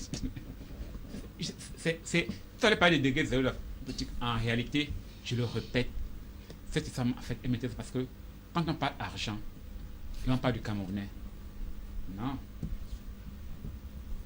J'ai dit que nous avons une relation incestueuse avec l'argent. C'est tout. Et nous ne ratons pas une occasion. Dès qu'il y a une situation qui peut générer de l'argent, quelqu'un va venir et dire « Ah, je veux aider, je veux faire ceci pour aider les gens. » En réalité, il y a des intentions derrière. Ce n'est pas la première fois. Ce ne sera pas la dernière. Parce que l'état de conscience prend un temps pour changer. Pour qu'on vienne à une situation où, à un moment, on commence à faire des choses bonnes, surtout quand il concerne l'argent. C'est encore beaucoup de générations. Les mutations de conscience, ça prend du temps. Ça prend du temps. Donc, et pour la question qui me dit, mais pourquoi se focaliser autant sur... En fait, c'est un peu ça qui me... Mais c'est l'argent du contribuable camerounais qui a été mis. C'est le premier argent du contribuable camerounais qui est volé dans ce pays. C'est pas contribuable, c'est l'argent des volontaires. Des volontaires, oui, mais les contribuables. Ce sont des contribuables, ce sont des contributeurs. Mais c'est le MRC qui a décidé de l'amener dans la place publique. Est-ce que c'est la première fois que ça arrive dans ce pays? Mais c'est le MRC qui a décidé de l'amener dans la place publique en nous montrant, en nous disant qu'ils vont nous faire des audits, ils vont nous montrer qu'ils sont dans la transparence. C'est eux qui ont commencé. Hein, oui, c'est eux qui ont commencé. On ne s'attendait pas à ça. Je parle sous son contrôle, c'est eux. Donc, c'est pas vous qui avez la parole. On va donner la parole. Le plus concerné. Oui, vous êtes le plus concerné, mais en même temps, chacun doit avoir son temps de parole, même s'il n'est pas également reparti, mais chacun doit avoir son temps de parole. Michel, on a remis en question votre finesse à fouiner et avoir quelques informations davantage parce que vous avez évoqué la problématique ou la question du blanchiment d'argent, de l'escroquerie en bande organisée. Alors, que vous n'avez pas d'éléments pour davantage aller sur cette piste-là. Je suis désolé, pour ceux qui connaissent un peu ma petite histoire, si j'ai été confronté dans ce pays à 22 procès, c'est au moins 15 sur les investigations financières. Je voulais tout simplement dire à Tchèque qu'il a raconté, je crois que les auditeurs qui sont ici vont nous dire, le système du blanchiment d'argent. Ce n'est pas la propriété qui en fait le blanchisseur, c'est la forme adoptée, le processus. Parce que quand on veut blanchir de l'argent, vous pouvez l'obtenir de manière légale et le sortir, faire usage de manière illégale. Voilà ce que je sais. J'ai mené des enquêtes sur la CBC, sur les banques ici, à la BEAC, pour des choses dont je ne suis pas de ceux qui pensent que vous vouliez présenter la chose. Moi, je me serais attendu à ce que Tchèque, vous me parliez un peu de l'esprit de l'argent. Vous voyez que cet argent aujourd'hui qui fait l'objet d'un débat, jusqu'où Survie Cameroun a pu présenter la chose dans un contexte de transparence. Michel, on vous a dit que le Camerounais a un rapport très incestueux avec l'argent. Effectivement, c'est pour cette raison, M. Moutoumé, aux téléspectateurs, qu'il faut commencer, et même en amont, depuis la nuit des temps, voir exactement comment on fait de l'usage de l'argent. C'est pas une raison, parce qu'on a dit que les Camerounais, ils aiment l'argent. Ils aiment l'argent, qu'on va se mettre à passer dessus. Parce que moi aussi, j'ai rencontré un blanc en Europe qui a travaillé au Cameroun, qui m'avait dit, mais votre pays, là, nous étions dans un café, quand il m'a demandé, vous êtes quoi? Il n'y a aucun Camerounais qui parle du million. Au Cameroun, on parle seulement du milliard. Tu croises deux individus en route, ils parlent du milliard. Ils n'ont jamais... Donc, je comprends qu'ils le disent, qu'on a des rapports incestueux avec l'argent. Non, il y a un mécanisme pour check que le blanchiment s'est opéré dans cette affaire. Il y a des opérateurs économiques qui se sont lancés dans cette affaire de Survie Cameroun et qui pensaient qu'à travers ça, ils pourraient faire rentrer des capitaux au Cameroun. Vous m'avez dit, je ne voulais pas parler. J'ai dit, donc, comme vous avez voulu qu'on commence à... J'ai dit bien qu'il y a des Camerounais, des opérateurs économiques qui sont passés par Survie Cameroun afin de placer leur argent. Question, parce qu'il y a d'autres qui ont estimé que c'est l'occasion, compte comme tu l'as si bien dit. C'est malheureusement ce à quoi vous vous retrouvez. Et j'ai l'impression qu'on te cache, on te montre la partie visible de l'iceberg, mais la vraie vérité... Vous te prenez pour tellement naïf, monsieur Moussa. Non, je n'ai pas dit que vous étiez naïf. C'est vrai que je suis vraiment très jeune. Mais sachez... Parce que vous avez évoqué Timban. Timban, tout ce dont vous évoquez, je vais vous donner d'autres noms. Il y a des experts. La fonction critique qu'on développe de cette affaire, ne prenez pas ça comme étant le qualificatif que vous avez donné de ceux qui s'y intéressent. Moi, je pense qu'il faut pouvoir, pour le bien du MRC, mauvais usage. Ah, d'accord. Je vais être encore très élégant. Quitte à dire que nous avions fait mauvais usage de cet argent, d'une partie de cet argent, pas de donner l'impression aux gens qu'il n'existe aucun problème. Parce que ce que vous dites, j'ai l'impression que vous vous mettez dans la posture de quelqu'un qui dit « Mon parti n'a rien fait, nous avions obtenu de l'argent, cet argent est quelque part, tout ce que... » Ils ont acheté quoi? Ils ont acheté des masques, ils ont acheté du savon, ils ont acheté des gels hydroalcooliques qu'ils ont d'ailleurs distribués. Il y a des machines à oxygène dans des hôpitaux. Des machines à oxygène, des respirateurs. À combien d'hôpitaux vous avez offert des respirateurs? Des dizaines. Des respirateurs? Vous savez combien coûte un respirateur? Vous en avez acheté combien? Mais si on se met à faire la proportion entre ce que vous avez eu et ce que vous avez donné, maintenant il faut mettre... Vous ne voulez pas comprendre la différence. Ah, peut-être que vous me ferez comprendre. Au niveau de l'utilisation de l'argent, ça c'est Penda, c'est Survie même qui s'en est occupé. Nous avons pris de l'engagement. On peut dire que c'est le pilier central dans l'ossature du MRC. Qui n'a plus rien à voir avec le MRC aujourd'hui. Si, Djoko est toujours du MRC. Nous l'avions suspendu le temps que les audits soient menés. Entre sa lettre de démission et la suspension, de l'Europe, elle est récente. Que vous le saviez avant de le nommer responsable. À ma connaissance, monsieur, et j'estime que c'est une information qui relève de sa vie privée. Ah bon, avant de nommer un poste de responsabilité de l'argent, on ne vérifie pas que il est interdit. Mon opinion, peut-être parce qu'à la base, je ne suis pas politicien. À la base, je suis avocat. Et je suis entré dans la politique par la force des choses. Et je me considère aujourd'hui comme un politicien. La question que vous posez, elle est digne des camélos politiques. C'est-à-dire? Un camélo politique, c'est-à-dire quelqu'un qui s'occupe des affaires de sous-quartier, des affaires de bas caniveau. Oui. Vous mettez quelqu'un qui a un interdit bancaire, quelqu'un qui a l'interdiction de gérer une société à la tête d'une organisation qui vaut des millions d'euros et vous dites que c'est une question qui est digne des camélos politiques. Écoutez, vous m'avez Soyez posé la élégant, question. soyez élégant, répondez à la question. Ne vous posé attaquez pas à une ma question. personne. Si vous me dites que Djoko est interdit bancaire avec la décision le consacrant interdit bancaire, c'est moi qui dois vous le dire. C'est une chose. Mais je ne vais pas m'attarder sur la foi des rumeurs. Tout à l'heure, à l'entame de ce sujet, lorsque vous avez parlé de Hilaria, je vous ai dit que lorsque j'ai reçu l'invitation, il est là, je l'ai vu. Tout le mois. Maître, vous n'avez pas nous faire le procès. Vous n'avez pas nous faire la ruse. Vous n'avez pas nous faire la ruse. Vous n'avez pas nous faire la ruse de pas. On peut pas. Check. Est-ce que c'est l'argumentaire final? Même si ça venait de Hilary, est-ce que le problème est réel? Il n'y a pas de problème. Ceux qui croient qu'il y a un problème n'ont qu'à apporter des preuves. Nous sommes prêts à leur fournir tous les éléments. Vous êtes journaliste d'investigation.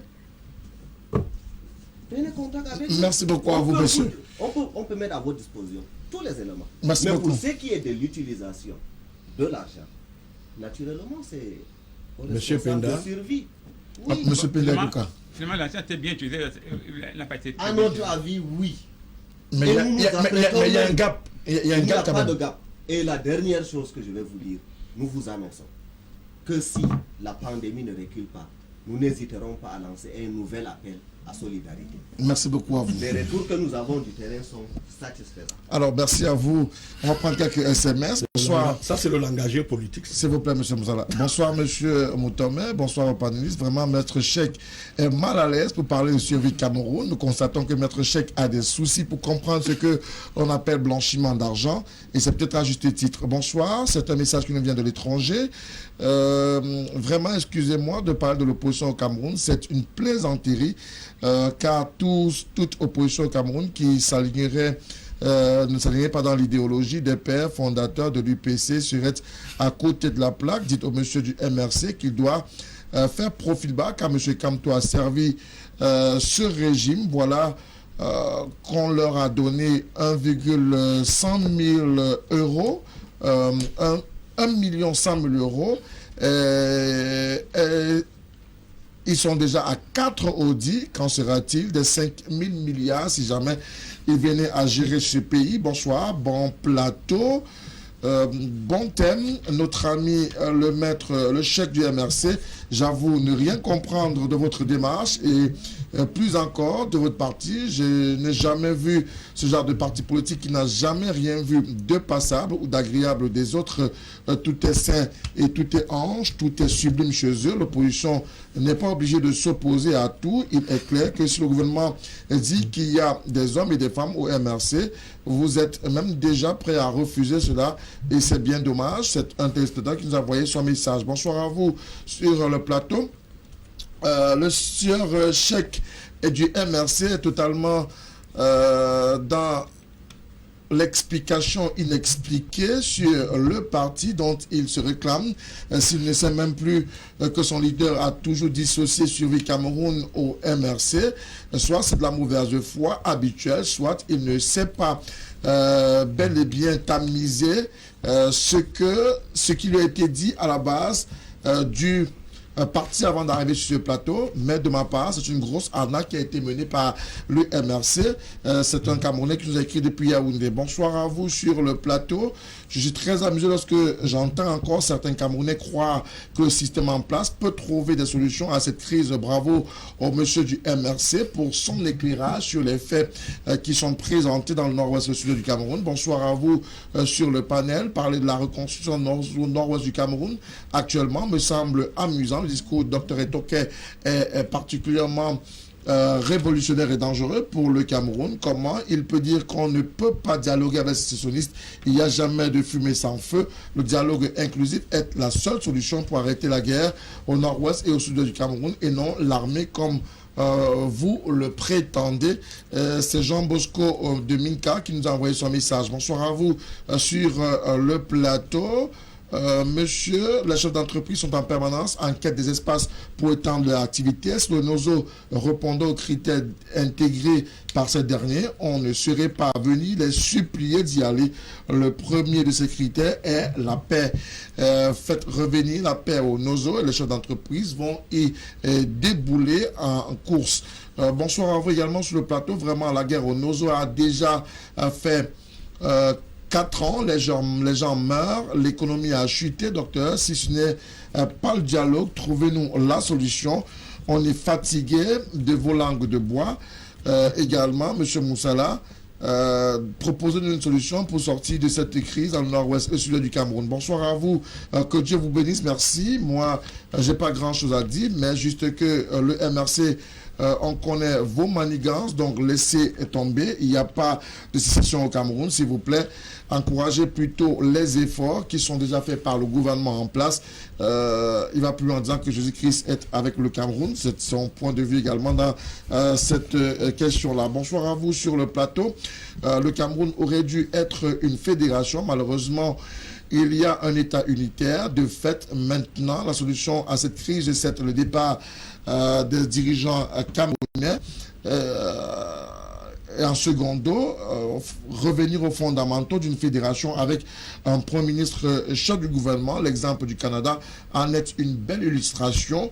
C'est Géraldo qui nous écrit depuis le Togo dans le cadre de cette émission. Bonsoir à vous sur le plateau. C'est un téléspectateur également qui nous écrit, monsieur, il pense que la terre... que le dialogue est nécessaire dans les régions du nord-ouest et du sud du Cameroun et le gouvernement devrait s'y atteler au quotidien. C'est également son point de vue sur la question. Le gars du MSC critique tout, propose quoi au final? Les perroquets de Facebook, c'est également ça le MRC. C'est Pépé de Limbe qui nous a envoyé son message. Hein. Plusieurs autres SMS continuent d'arriver, mais le temps imparti à ce programme est arrivé à son terme. Messieurs, merci beaucoup d'être venus encore ce soir. Michel Moussala, on va le retrouver lundi, mardi, mercredi de la semaine prochaine. Docteur Etoke du Manidem, merci encore d'être venu ce soir. Bonne continuation et transmettez nos hommages aux responsables du Manidem. Maître Cheikh qui nous est revenu, hein, parce que Mais il nous est revenu à Douala. On espère le retrouver très très bientôt dans le cadre de Tout au clair.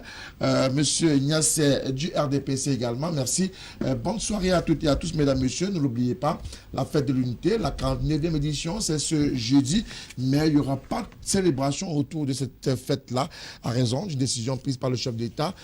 Pandémie Covid oblige. On ne sait pas encore concrètement comment ça se passait demain, mais tout de même, bonne fête de l'unité à tous les Camerounais, du nord au sud, de l'est à l'ouest, et même ceux de la diaspora. Vous faites partie de ce grand ensemble qu'on appelle le Cameroun. Bonsoir à toutes et à tous.